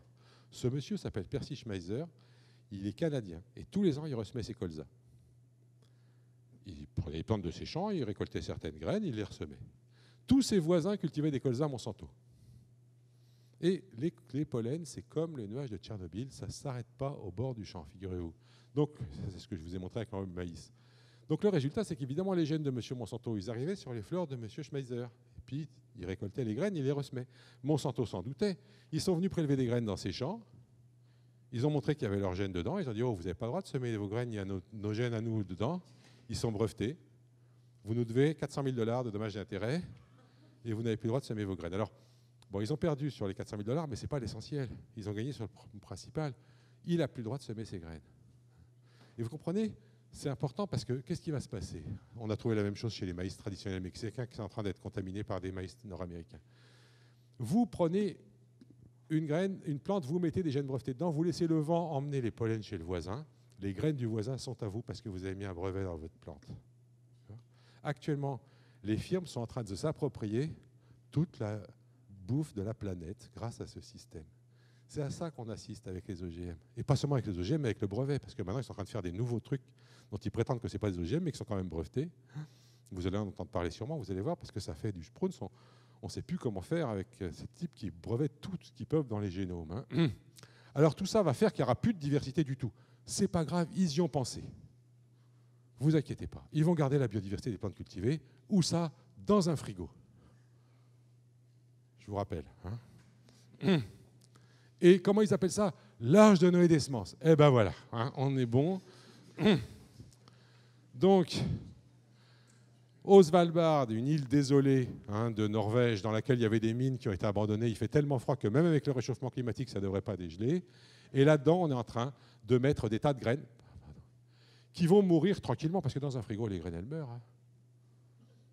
Et on dit on va garder la diversité des plantes cultivées. Parce qu'une vraie banque de graines, tous les 10 ans à peu près, on ressort les graines, on les fait germer, on récolte. Je me suis dit, quand ils ont fait ça, mais comment ils vont faire? Ils prennent des graines de toute la terre, des bananiers. Je me disais, mais comment ils vont faire au Svalbard pour reproduire les bananiers? Ils ne vont pas les reproduire, ils vont laisser les graines telles quelles. Alors vous allez me dire, c'est quand même incroyable de foutre tout un bazar pareil pour mettre des graines mortes. Mais non, c'est très malin dans leur esprit.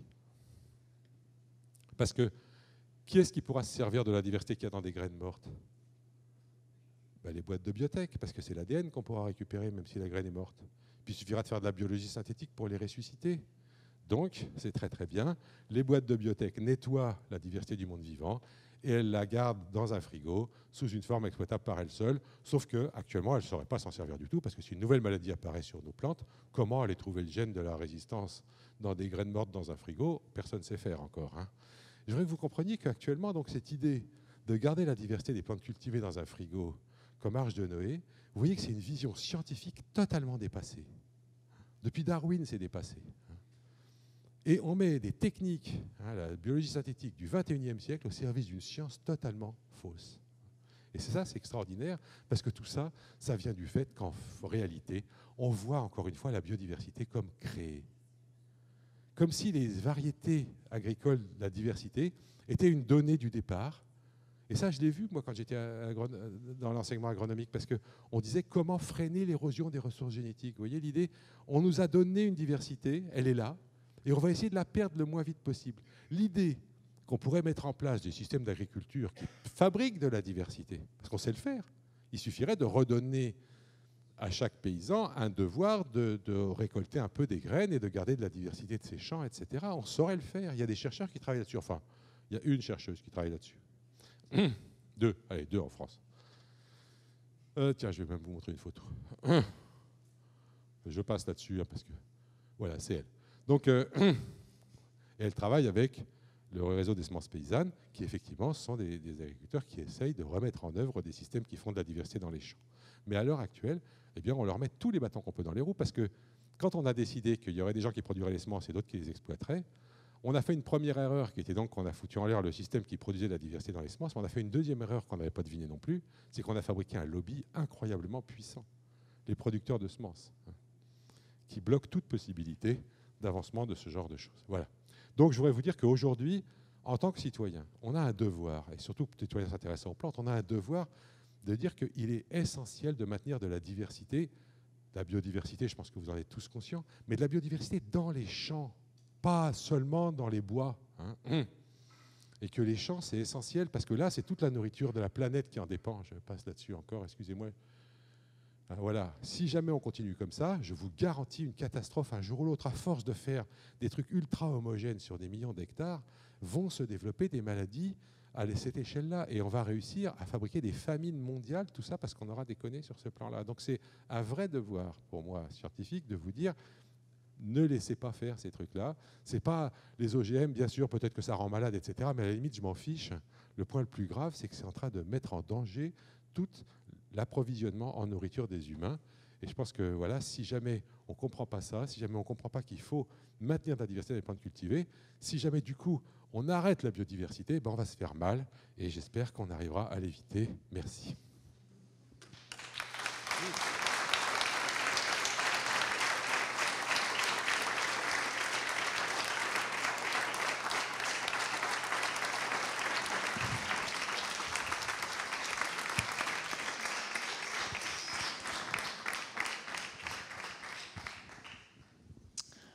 Merci beaucoup pour cette vision nouvelle de la biodiversité. Je pense que même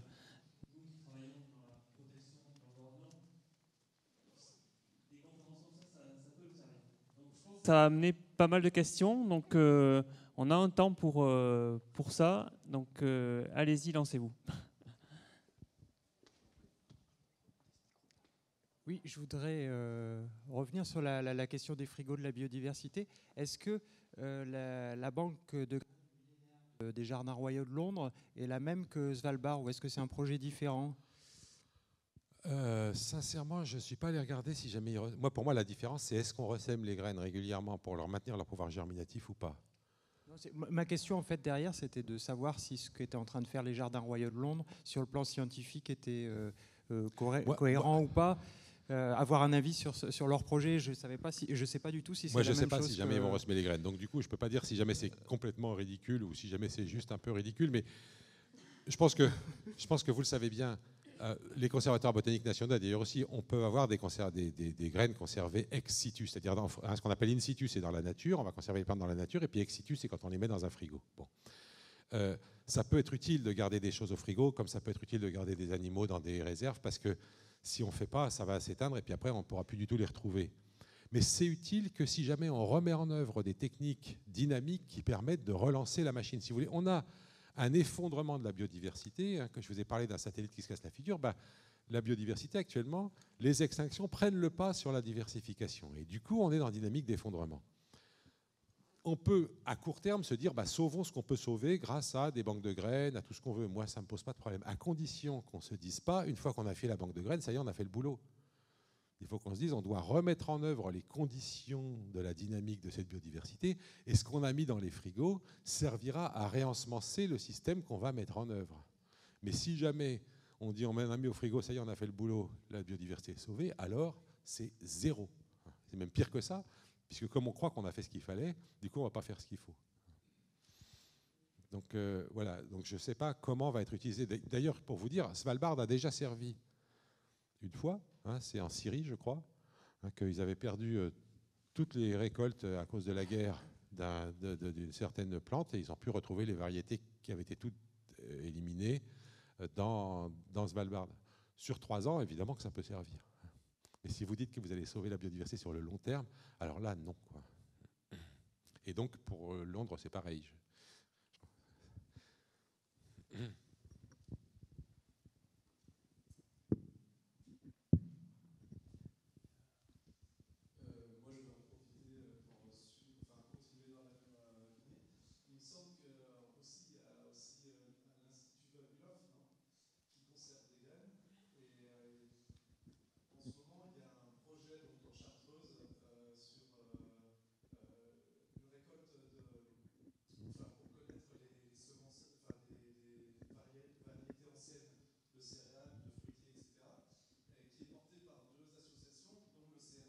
À Lyon, et ils nous ont présenté le fait qu'ils avaient récupéré des semences de l'Institut Vavilov qu'ils avaient remis en culture et qu'ils avaient pu comme ça retrouver des variétés qui avaient disparu ici. Donc je voulais savoir un peu plus par rapport à ça. Écoutez, je connais pas tout. J'ai été au CRBA, j'ai vu un petit peu ce qu'ils faisaient, mais donc Vavilov avait mis en place un système extraordinaire de conservation de la diversité des espèces. Il a parcouru le monde entier pour trouver les centres d'origine des formes cultivées. Il a ramené des échantillons, il a ramené une diversité folle de plantes cultivées, et il a monté donc un grand conservatoire avec une partie de banque de graines et une partie dynamique dans laquelle on faisait pousser les plantes et on les reproduisait, etc. Donc on gardait une dynamique du système. Malheureusement, donc toute connaissance en génétique a disparu de l'URSS, comme je vous l'ai expliqué après. Et donc, pendant la deuxième moitié du XXe siècle, il y a eu des gens qui, par amour pour Vavilov, au fond, ont maintenu le truc, mais sans comprendre plus rien du tout de ce que c'était que la génétique qu'il y avait derrière. Ce qui fait que j'ai pu voir des choses un peu hallucinantes qui se faisaient là-bas, des trucs qui servaient absolument à rien, beaucoup de travail pour rien, etc. Et moi, j'espère effectivement qu'on va pouvoir reprendre des choses qui viennent de là. Ce que j'ai parfois du mal à expliquer aux gens qui s'occupent de conservation de ce genre de choses anciennes, c'est que j'ai vu des gens qui se préoccupaient de conservation de la diversité, par exemple des variétés potagères, hein, qu'on va retrouver des formes anciennes, etc., et qui disent il faut qu'on les garde telles quelles. Mais ça, c'est pas possible. Si jamais ils veulent être efficaces, ce qu'il faut, c'est qu'ils mettent en place des systèmes de sélection qui permettent à ces variétés d'évoluer sous l'action d'une sélection qu'ils effectueront dans la direction qu'ils voudront. S'ils trouvent qu'elle est bonne parce qu'elle a un certain type de goût, et ben qu'ils sélectionnent pour ce goût-là. S'ils trouvent qu'elle est bonne parce qu'elle a une tête comme ça, etc., ou parce qu'elle résiste bien au froid ou bien au sec, qui sélectionnent pour ça, mais qui ne croient pas qu'ils vont pouvoir maintenir les choses telles quelles. Alors qu'il y a parfois une vision un peu passéiste des choses dans lesquelles les gens se disent « Ah bah ça, c'est des variétés anciennes, on veut les maintenir telles quelles. » Alors ça n'a aucun sens. Voilà, donc je pense qu'il y a tout un travail à faire. Mais effectivement, pour profiter de ce qui reste de l'Institut Vavilov, par parenthèse, il y a malheureusement des projets immobiliers sur l'Institut Vavilov et il n'est pas impossible que tout ça soit rasé et remplacé par des buildings. Donc effectivement, tout ce qui pourrait être sauvé, tout ce qui pourrait être mis dans des systèmes de conservation sera bien, à condition que ce soit des systèmes de conservation qui comprennent ce que c'est que la dynamique du système et qui n'essayent pas juste de garder des machins tels quels. Voilà.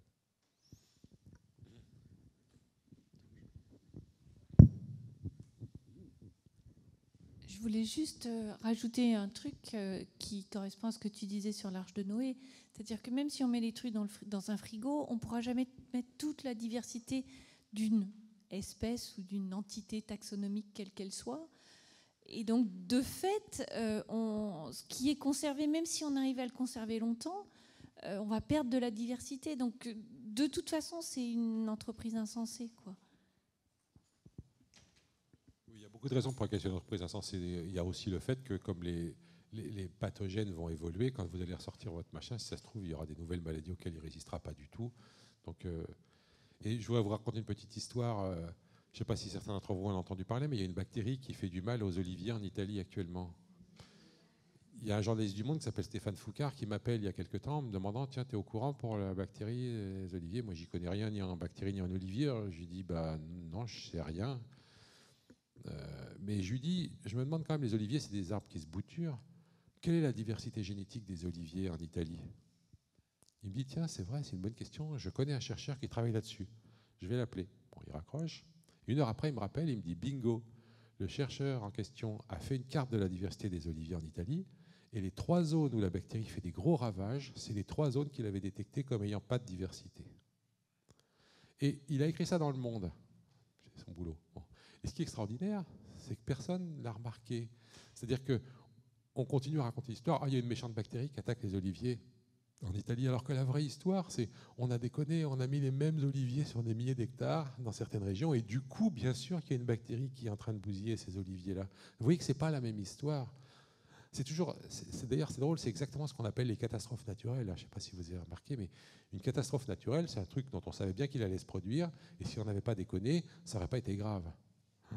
Un tsunami, on sait qu'il y en a. Simplement, il ne faut pas mettre des centrales nucléaires à cet endroit-là.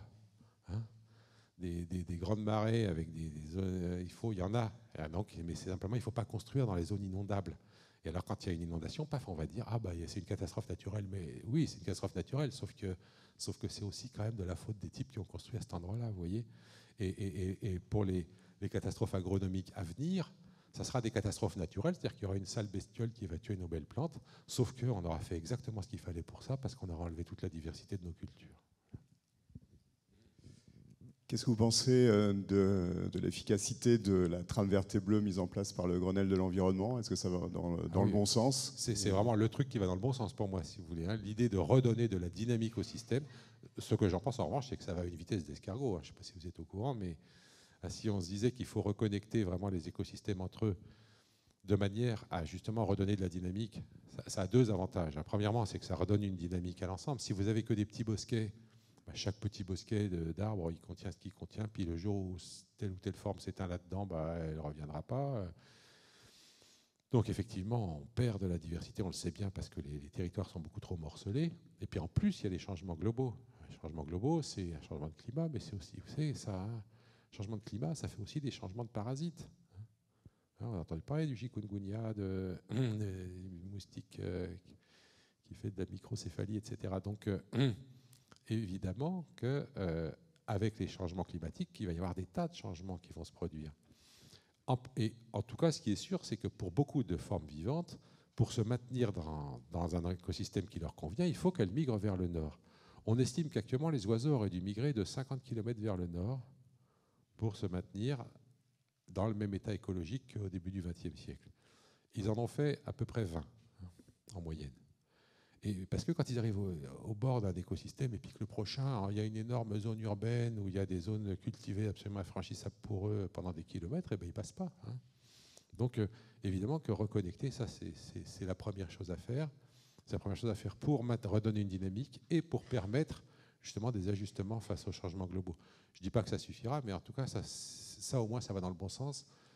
Et en particulier, évidemment, ces trames, il faut qu'elles passent par tout ce qu'on a appelé réserves, conservatoires divers et variés, de manière à ce que justement, quand je vous disais tout à l'heure que garder de la diversité à un endroit, c'est utile que si ça sert à réensemencer un système qui marche après, typiquement, les trames sont un système dans lequel tout ce qui permet de conserver de la biodiversité doit être intégré.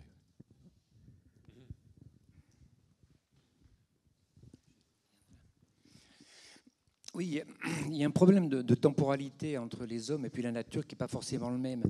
Je prends un exemple pour les arbres, les maladies qui touchent les arbres. Aujourd'hui, il y a pas mal de maladies qui vont toucher le platane, le champ coloré, l'encre chez le châtaignier, l'orme, la graphiose.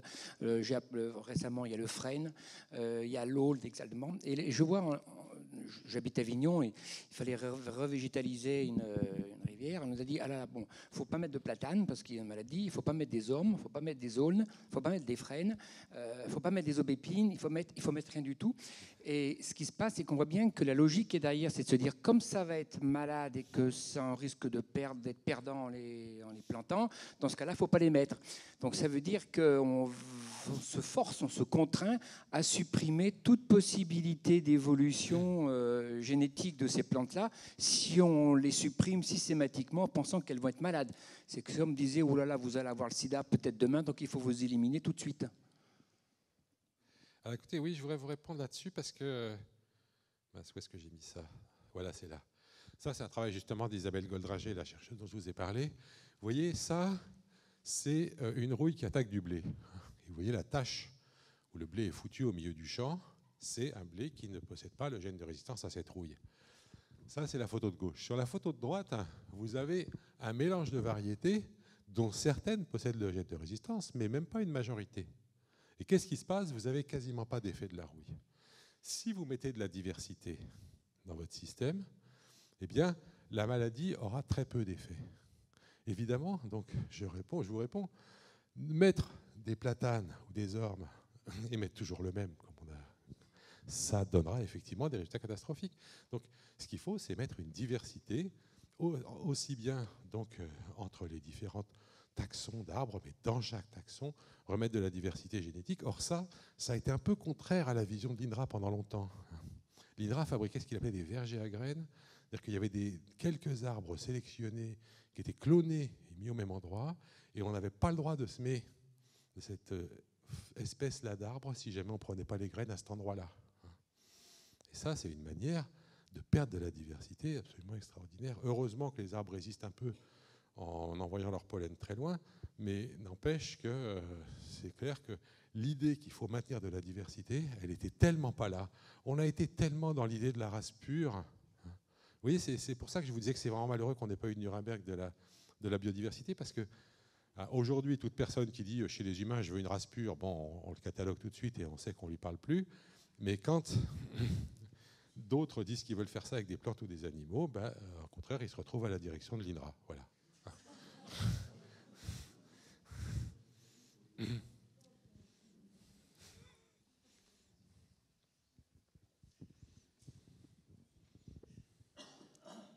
Qu'est-ce que vous dites à un enfant de 10 ans pour lui expliquer la biodiversité?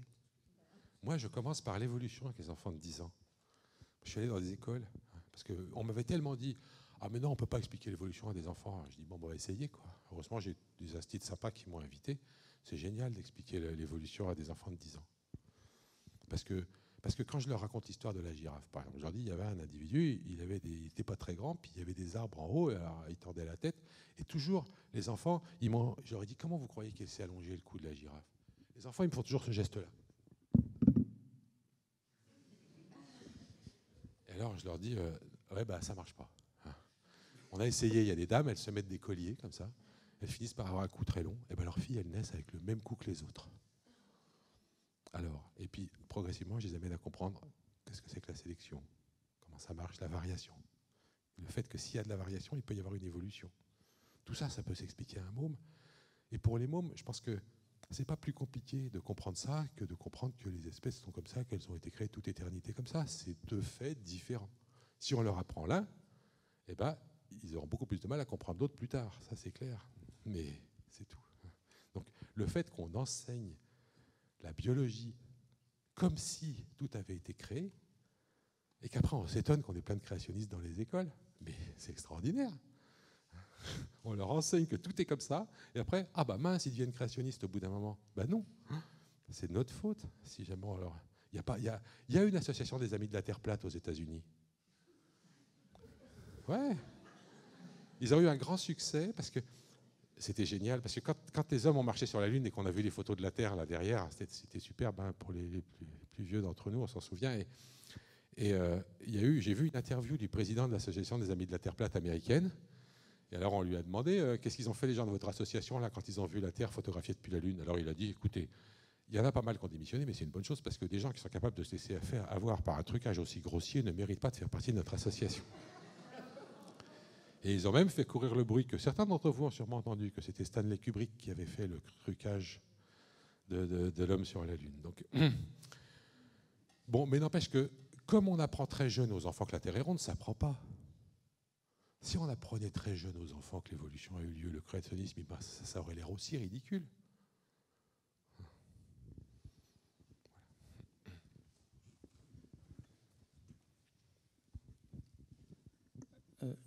D'abord, j'ai compris le titre de votre conférence en voyant les statues et les vélos. J'ai passé le bac il y a une bonne trentaine d'années. Et mon sujet de philo, c'était « Connaître rend-il meilleur ?» J'ai dû bien répondre parce que j'ai eu une bonne note, mais je me demande, en écoutant maintenant votre conférence, si j'ai bien répondu. Et finalement, est-ce que vous êtes un optimiste ou pas? Non, mais je pense que connaître peut rendre meilleur à condition qu'on soit dans une idéologie qui vaut ce qu'elle vaut. Je pense que les tribunaux de l'Inquisition étaient remplis de gens extraordinairement érudits. Simplement, ils avaient une idéologie religieuse qui les amenait à faire ce qu'on considère aujourd'hui comme des horreurs. Et les eugénistes, c'est pareil. C'était des gens qui savaient plein de choses, mais une idéologie, et je pense que les gens qui fabriquent des OGM aujourd'hui, c'est la même chose. Donc c'est pas... Vous pouvez, je pense que globalement, en général, c'est un débat qu'on peut avoir en famille et qui peut être très chaud. Hein. Est-ce qu'il y a un progrès au fond de l'humanité? Évidemment, moi, je suis quand même un scientifique, un petit peu quand même, non, en fait, je suis complètement un scientifique, j'adore la science, et je suis catastrophé quand la science fait des choses qui ne me plaisent pas. Hein.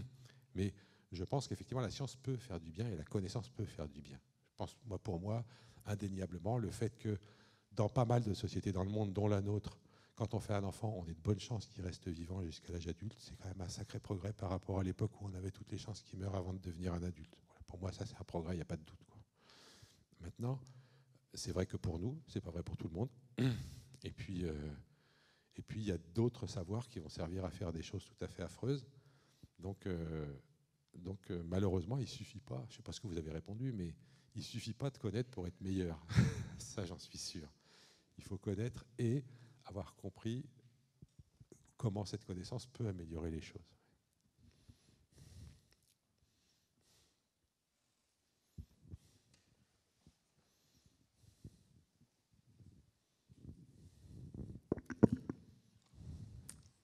tout à l'heure, quand vous avez parlé des OGM, vous avez eu l'air de dire que c'était pas trop un souci parce de que santé. C'était pas trop un souci de santé et que c'était plus un souci pour la nourriture mondiale. Bon, le débat s'est un petit peu éteint là actuellement, mais en fait, il continue à inventer plein de plantes avec la mutagénèse, la transgénèse, qui n'est pas classée OGM. Donc en fait, maintenant, on le sait pas. Et bon, toutes ces variétés arrivent. Et quelle position, enfin, la société ne bouge plus par rapport à ça. Et qu'est-ce qu'il faut faire, quoi? Attendez, c'est pas parce que vous voyez plus la société bouger qu'elle bouge plus. Hein. Je voudrais vous dire que, en fait, ça bouge fort. Puisqu'effectivement, ces nouveaux systèmes, ceux qui connaissent pas les sigles, là, il y a un nouveau système qui permet de faire muter l'ADN un petit peu comme on veut, un petit peu comme on veut, moins comme on veut que ce que nous disent les gens qui le font, mais quand même, ça s'appelle CRISPR. Hein. Vous entendrez parler de CRISPR, c'est sûr. Donc voilà, ça sera aussi célèbre que OGM dans quelques temps. Donc c'est une manière de modifier les génomes. Voilà. Et alors, premièrement, les trucs qui sont faits comme ça sont brevetés. Donc pour moi, ça devrait être considéré comme des OGM. Puisque quand on brevette, ça veut dire qu'on a fait quelque chose qui ne peut pas se produire sans nous. C'est justement ça la définition d'un brevet. Les choses qui se fabriquent sans nous, elles ne sont pas brevetables. Donc normalement, ils ne devraient pas pouvoir... Donc je pense que ce qui se passe actuellement d'extraordinaire, c'est que les types qui produisent ces techniques vont en face du bureau des brevets et disent « c'est un truc génial que j'ai inventé, ça ne pourrait pas se faire sans moi ». Et après, ils vont devant les commissions qui décident de la sécurité et ils disent « oh non, mais ça aurait très bien pu se faire sans nous, c'est presque naturel ». Donc ils disent le contraire à l'Office des brevets et aux offices de contrôle des OGM. Il suffirait, moi je trouve, si toutes les ONG se mettaient d'accord là-dessus pour dire bon bah à partir de maintenant c'est terminé, soit vous brevetez et c'est un OGM, soit vous brevetez pas et c'est pas un OGM, au moins tous ces machins-là passeraient par les fourches codines des OGM, ça serait déjà ça. C'est un premier point. Comme ça chauffe actuellement la France, en France toutes les questions de biotechnologie sont régies par un haut conseil des biotechnologies qui s'occupe d'autoriser ou non telle ou telle manip, telle ou telle production de plantes. Actuellement, il y a très très peu de plantes transgéniques cultivées en France, il n'y en a presque pas. Donc voilà. Ce Haut Conseil des biotechnologies est en crise parce que sur ces nouvelles techniques, les ONG se sont engueulées avec les scientifiques et les ONG ont démissionné. Donc quand vous dites que ça ne bouge pas, en réalité ça bouge si vous voulez, mais on n'en entend pas beaucoup parler dans le grand public, même si les journaux ont fait état de cette démission collective, etc. Donc voilà, actuellement, il y a des gros débats sur ces questions et je ne voudrais pas que vous ayez entendu que le problème de la toxicité, par exemple, du Roundup, pour moi, c'est un truc secondaire. Simplement, ça me fait... Je pense que la toxicité de tas de produits est une catastrophe et qu'on va voir la durée de vie dans nos populations diminuer nettement à cause de la pollution à laquelle on expose nos concitoyens. C'est-à-dire qu'on a vu la durée de vie augmenter absolument sans arrêt jusqu'à il y a 4-5 ans. Mais la durée de vie en bonne santé a commencé à diminuer déjà avant ça. Hein. Et puis il y a 4-5 ans, la durée de vie maximale s'est mise à stagner. N'oubliez pas que ce qu'on appelle la durée de vie d'une population, c'est le temps pendant lequel ont vécu ceux qui sont morts. C'est-à-dire, je connais la durée de vie des morts. Hein. Donc évidemment, je ne connais pas la durée de vie des gens de ma génération actuellement, la durée de vie moyenne. Mais donc ce qui va se passer à peu près à coup sûr, c'est que la durée de vie va rediminuer. Et peut-être qu'enfin, du coup, on se rendra compte à quel point on a bousillé notre environnement. Donc je ne suis pas en train de minimiser cet effet-là, mais pour moi, cet effet, j'espère bien justement qu'on va s'en rendre compte, j'espère qu'on va pouvoir réagir par rapport à ça, alors que la perte de diversité des plantes cultivées, une fois qu'elle sera totale, elle pourra aboutir à des catastrophes, mais vraiment des centaines de millions de gens qui mourront de faim à cause d'une maladie qui s'installera sur une culture importante, et ça sera d'un coup, et ça sera après. C'est-à-dire qu'il sera trop tard pour redresser la barre d'une certaine façon. Donc c'est pour ça que, personnellement, je suis encore plus effrayé par cette perte de diversité dans les systèmes agricoles que par la toxicité directe des OGM ou des pesticides qui servent à utiliser. Parce que le Roundup, c'est pas un OGM, mais s'il n'y avait pas d'OGM, je ne sais pas si vous êtes tous conscients de ça, s'il n'y a pas d'OGM, vous ne mangez pas de Roundup. Parce que le Roundup tue toutes les plantes. Le Roundup, c'est un produit chimique très dangereux, hein, on va dire ça comme ça. Hein. Donc si jamais, et c'est un produit qui tue toutes les plantes. Donc si jamais il n'y a pas d'OGM, comme si on en met sur un champ, tout meurt, vous n'allez jamais en manger. Mais on a fabriqué des OGM qui résistent au Roundup. de manière à pouvoir vendre ces OGM avec le Roundup. Du coup, l'agriculteur, il peut semer ses graines, il met du Roundup. Comme ces graines sont OGM, elles résistent au Roundup, et il n'y a que ces graines à lui qui poussent, et les autres plantes meurent. C'est super, ça désherbe bien les champs, sauf que du coup, quand vous bouffez la plante en question, elle contient du Roundup. Et si ce n'est pas vous qui la mangez, que c'est une vache, et ben la vache, elle va manger du Roundup.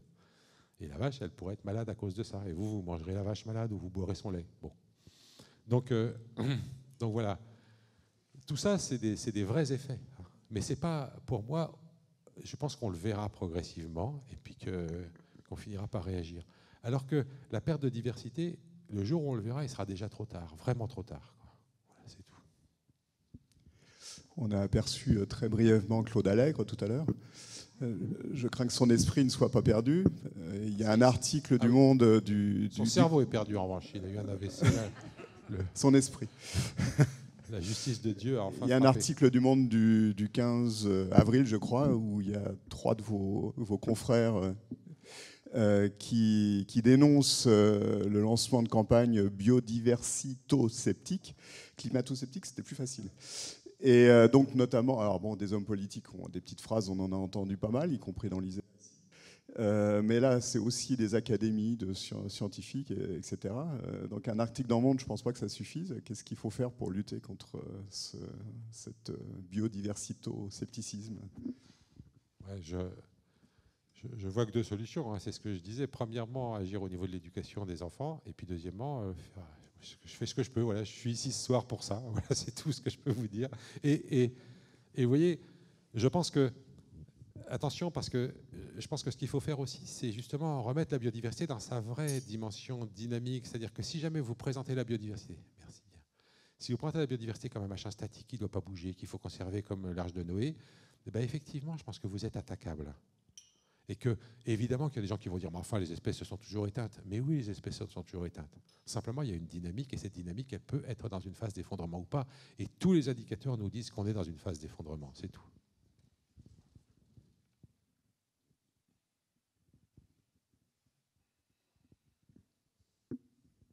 Je crois que là, je désire étamer. Est-ce qu'il y a d'autres questions, réflexions? Du coup, je vais... Bon, en attendant, je vais poser une petite question. Aujourd'hui, on a pas mal parlé de fleuries, de prairies fleuries, etc. pour l'aménagement. Et souvent, nous, en tant que botanistes, quand il y a des espèces horticoles dans ces lots-là, on craint pour la pollution génétique par exemple, des populations qu'il y a autour naturelles. Est-ce qu'il faut vraiment le craindre? Du coup, Et moi, je vous dirais que tout ça, c'est une affaire de dosage. C'est-à-dire que, justement, la biodiversité, ça bouge tout le temps, donc craindre que ça bouge, c'est idiot. Maintenant, en même temps, si jamais on n'arrête pas de ramener des espèces exotiques, hein, en apportant nos oiseaux à nous aux îles Hawaï, on a réussi à faire éteindre tous les oiseaux des îles Hawaï. Il n'en reste plus un. Voilà, donc il y a des moments, il y a des niveaux, et il y a des écosystèmes d'ailleurs. Les îles, c'est beaucoup plus fragile que d'autres. Il y a des systèmes et des niveaux dans lesquels apporter des choses de l'extérieur, ça peut être catastrophique. En apporter pas du tout, c'est pas bien, mais en apporter au point où on en apporte tout le temps actuellement. C'est-à-dire que moi, c'est vrai que je suis un peu traumatisé parfois par le fait que les jardins botaniques cultivent des machins exotiques sans se poser la question de savoir si jamais ça va sortir. On sait bien que, je sais pas moi, l'aquarium de Monaco, qui est un très bel aquarium, est sûrement à l'origine de la pollution de la Méditerranée par la colère, qu'on a appelée l'algue tueuse, pour ceux qui se souviennent de cette affaire. Bon, il faudra peut-être faire un peu plus attention à ce qu'on déplace. Mais si jamais il s'agit de formes exotiques, oui, il y a un vrai risque s'il y en a trop. Si jamais il s'agit simplement de formes horticoles, là, moi, franchement, je ne vois pas en quoi on pourrait s'inquiéter. De horticole local, je veux dire. Moi, j'avais une question, c'était par rapport au brevetage du vivant. Je croyais que c'était pas légalement autorisable, quoi. Enfin, je posais une question par rapport au brevetage du vivant, parce que à ce compte-là, si on peut breveter un génome sur une plante, mon fils, par exemple, je peux le breveter, sans moi, il se faisait pas. Je veux dire, où est-ce que ça s'arrête légalement Alors, pour breveter, il faut que vous arriviez à faire la preuve que vous avez inventé un truc nouveau avec ça. Alors, ça peut aller depuis le fait de dire telle plante, tout le monde la connaît, mais personne ne savait qu'elle soigne la grippe. Moi, je montre que ça soigne la grippe, donc je brevette la plante comme médicament contre la grippe. Toutes les firmes qui ont fait ça, en fait, presque toujours, elles se sont fait débouter parce qu'elles avaient utilisé des savoirs locaux. Il y avait des sorciers qui savaient que cette plante-là, elle soignait telle maladie. La boîte est venue, a prélevé la plante. Donc voilà, soit vous faites ça, soit vous avez introduit dans le génome un machin à vous, que vous avez introduit vous-même et qui n'aurait pas pu rentrer sans vous, et du coup vous pouvez dire je brevette parce que c'est moi qui l'ai fait. C'est vrai que ça a quelque chose de scandaleux, parce que le fait, vous avez un génome, vous avez 10 000 ans, le néolithique c'était il y a 10 000 ans, 10 000 ans d'agriculture qui ont fabriqué toute la diversité des plantes cultivées. Aujourd'hui vous avez un mec qui met un gène à l'intérieur d'une des plantes cultivées et il s'approprie tout le génome de la plante, par le fait qu'il a mis un gène. On n'est pas les seuls à avoir ce problème. Moi j'ai découvert que dans le milieu audiovisuel on avait le même problème. Il y a quelques années, il y a un type qui a fait un film et puis il y avait ces héros passaient devant le Louvre à Paris. Vous voyez le Louvre? Et devinez ce qu'il y avait entre les héros et le bâtiment du Louvre. Il y a eu une espèce de pyramide en verre, là, vous savez. Et l'architecte de la pyramide a dit oh, propriété intellectuelle, vous passez ma pyramide, vous me devez des royalties. Donc, oui, il y a quelques siècles d'architectes qui fabriquent le Louvre, très bien. Vous avez un mec qui fout une pyramide en verre devant, paf, l'image du Louvre est à lui. C'est la même chose. Enfin, c'est pire, avec 10 000 ans d'agriculture et un gène, et paf, c'est à vous. Donc, en fait, effectivement, c'est ce qui se passe. Donc, vous ne pouvez pas breveter le génome de votre fils parce que vous ne pouvez pas montrer que vous avez fait une invention dessus. Et même pire que ça, il y a une dame qui s'appelait Henrietta Lacks, qui est extrêmement célèbre, parce qu'elle est morte d'un cancer. Et son cancer a été prélevé, et ces cellules de cancer, comme elles étaient cancéreuses, elles sont immortelles. Donc on a commencé à cultiver ces cellules, et quasiment tous les laboratoires du monde qui travaillent sur des cellules humaines travaillent sur les cellules d'Henrietta Lacks, figurez-vous. Les descendants d'Henrietta Lacks ont dit, mais dites donc quand même, c'est des cellules de notre mère, on aimerait bien toucher un peu quelque chose dessus, parce que c'est pas gratuit. On leur a dit, non, c'est pas à vous, c'est au labo qui a prélevé. Donc le labo qui a prélevé touche plein d'argent en vendant les cellules d'Henrietta Lacks, mais Henrietta Lacks, elle n'y a pas droit. Et il y a encore mieux, il y a un mec qui avait écrit explicitement qui refusait que les cellules qu'on prélèverait sur son cancer soient utilisées d'une quelconque façon. On l'a fait quand même. Et ses descendants ont attaqué pour dire mais il avait refusé. Et on a dit ah oui, mais comme c'était dans l'intérêt général, il n'avait pas le droit de refuser. Donc vous n'êtes pas propriétaire de vos cellules, je vous l'apprends, et ni de celles de vos descendants. C'est les gens qui jouent avec l'ADN ou avec vos cellules qui en sont propriétaires. C'est ça le droit actuel. Parce que c'est ça qui promeut le progrès. Vous comprenez ?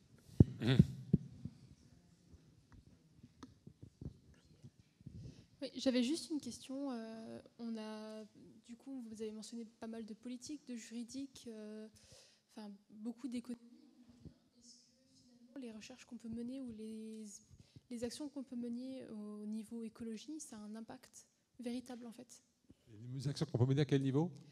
Niveau écologie, vous parlez de biodiversité, c'est bien beau de travailler dessus, mais est-ce que finalement, est-ce que ça a un impact véritable face à vraiment un poids financier derrière? En soi, il n'y a rien qui aura un impact, si vous voulez. Moi, je suis convaincu que effectivement, le système politique actuel est exsangue, il ne marche plus. Il détruit la cohésion sociale, il détruit la cohésion écologique. Je suis certain qu'il va falloir trouver un autre système. Mais si on n'a rien préparé, on aura du mal à le fabriquer, le nouveau système. Donc je pense que c'est super important de travailler sur la biodiversité, de travailler sur le climat, de travailler sur la société, de travailler sur la pauvreté, de travailler sur l'emploi, et que tous ces travaux-là permettront, je l'espère, de fabriquer un monde demain qui sera un peu mieux foutu que le monde actuel.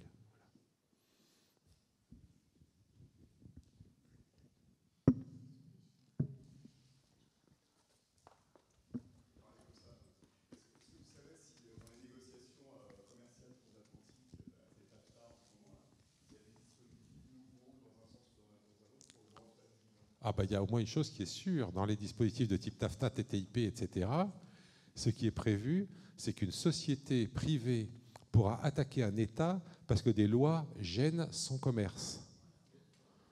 Et que C'est-à-dire que, vous voyez, on est un État, on est fiers de nous, on vote une loi, il y a une société ailleurs qui dit, mais dites donc, à cause de votre loi, j'ai pas le droit de vendre ma cochonnerie, donc vous m'empêchez de vendre mes affaires, donc vous faites de l'obstruction au bon commerce, et le pays va être condamné. Alors qui est-ce qui va décider si le pays est condamné? Des tribunaux privés. Et donc le pays va être condamné parce que ces lois ne sont pas bonnes pour le commerce de la société en question. Donc évidemment que c'est quelque chose de nouveau, parce que actuellement l'Europe a réussi à maintenir quand même le droit pour les agriculteurs à ressemer leurs semences. Mais c'est clair que le jour où TAFTA sera passé, les semenciers américains vont dire que ce droit-là les empêche de faire leur commerce tranquillement en Europe. Hein. Ça ne fait pas un pli. On ne connaît pas tout TAFTA, comme vous savez, le plus grand secret est maintenu. On nous dit que c'est pour notre bien, mais il ne faut surtout pas qu'on le sache. Hein, donc,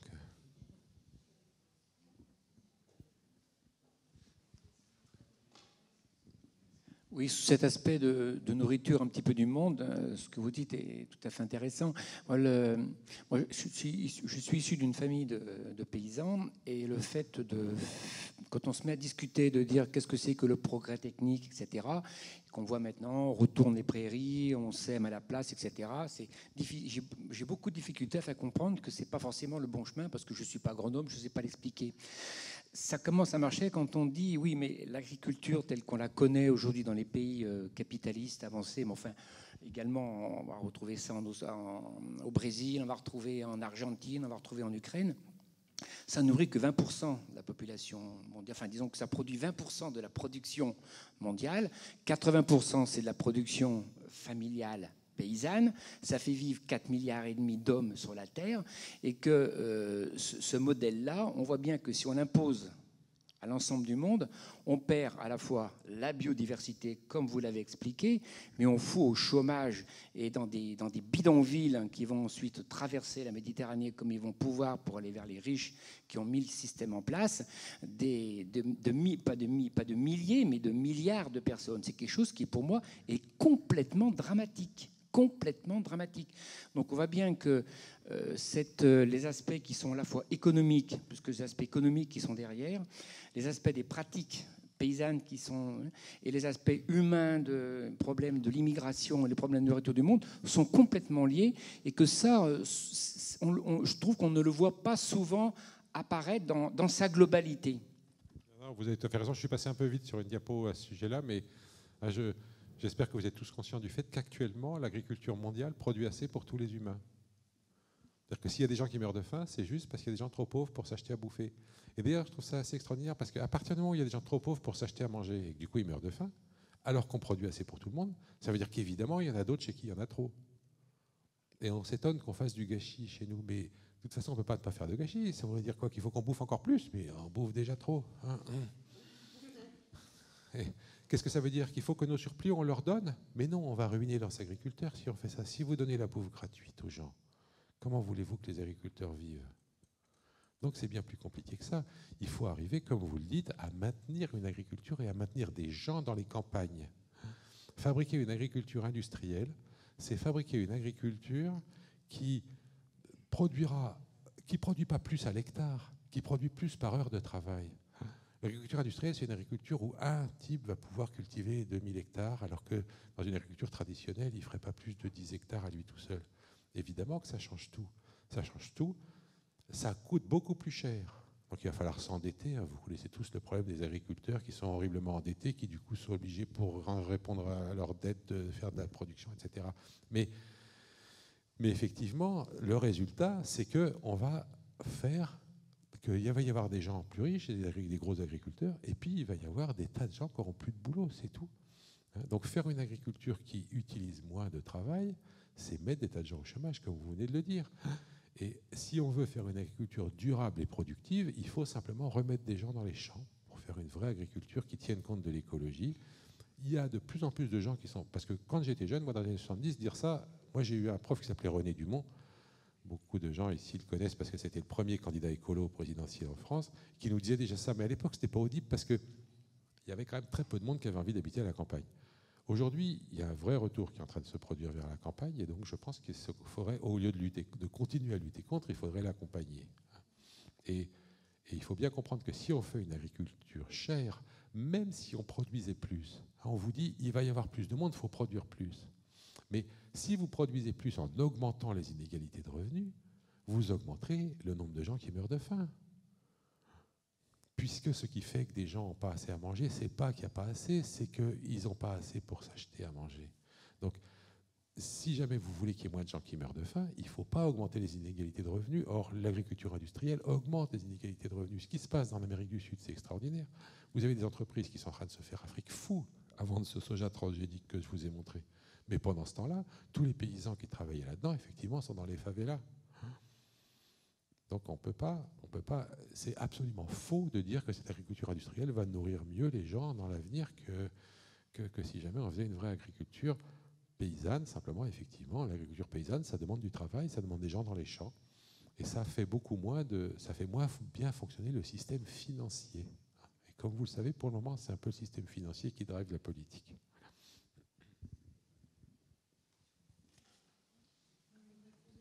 Attendez.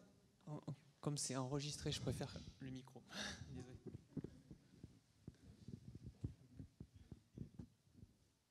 Je veux rebondir par rapport à ce que vous dites de l'aspect financier, parce qu'il existe les monnaies complémentaires et les systèmes d'échange locaux. Est-ce que ce ne seraient pas des moyens pour élargir la biodiversité monétaire, d'échange? Tout à fait, je pense que le fait de maintenir des systèmes locaux.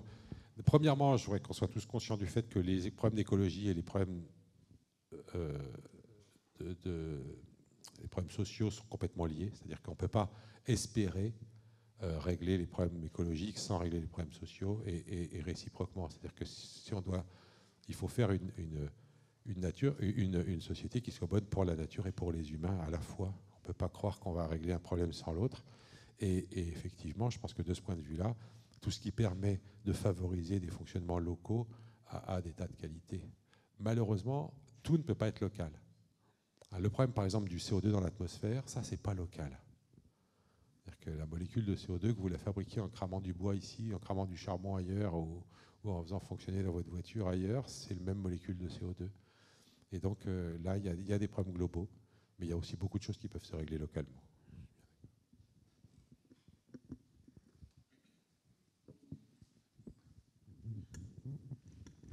Vous avez abordé les problèmes financiers, du coup, je me lance un peu. Quelle est la nature des joints entre, par exemple, les gens de l'INRA ou des sociétés savantes et les financiers? Est-ce que de plus en plus c'est grignoté? Est-ce qu'il y a des... Comme dernièrement, là, le grand pneumologue qui avait dit que le diesel n'était pas nocif et dont on s'est aperçu qu'il était complètement lié à Total depuis 20 ans. Est-ce qu'il y a des choses comme ça? Oui, bien sûr. Et c'est très compliqué. La plupart des laboratoires de biologie reçoivent de l'argent des boîtes de biotechnologie. Et du coup, mais comment vous dire? Je ne pense pas que les gens vont directement se dire « je vais mentir pour favoriser les biotech », parce que les gars du diesel, là, je crois que vraiment ils savaient qu'ils mentaient. Pour beaucoup de mes collègues qui défendent les OGM, je crois que ce n'est pas comme ça. Ils sont eux-mêmes convaincus que c'est un progrès.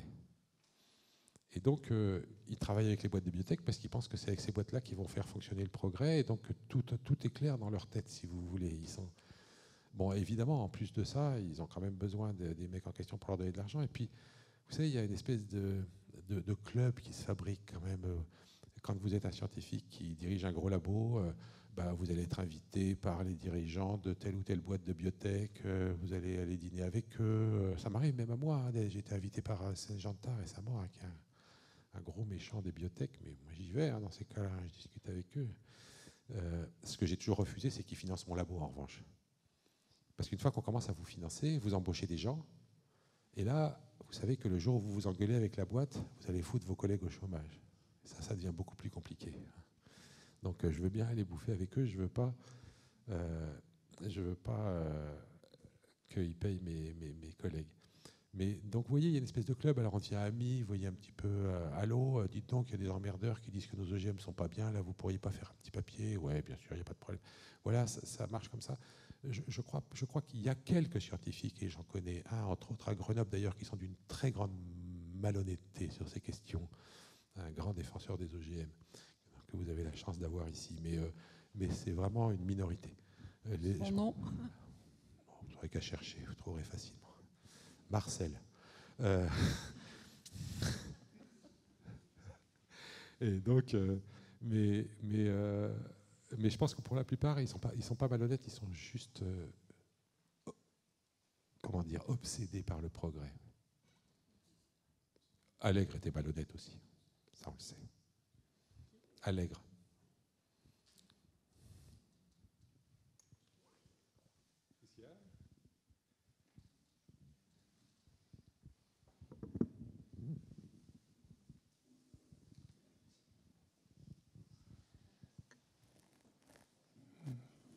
Bon, je pense qu'on peut conclure sur ça. On vous remercie encore beaucoup pour cette conférence et pour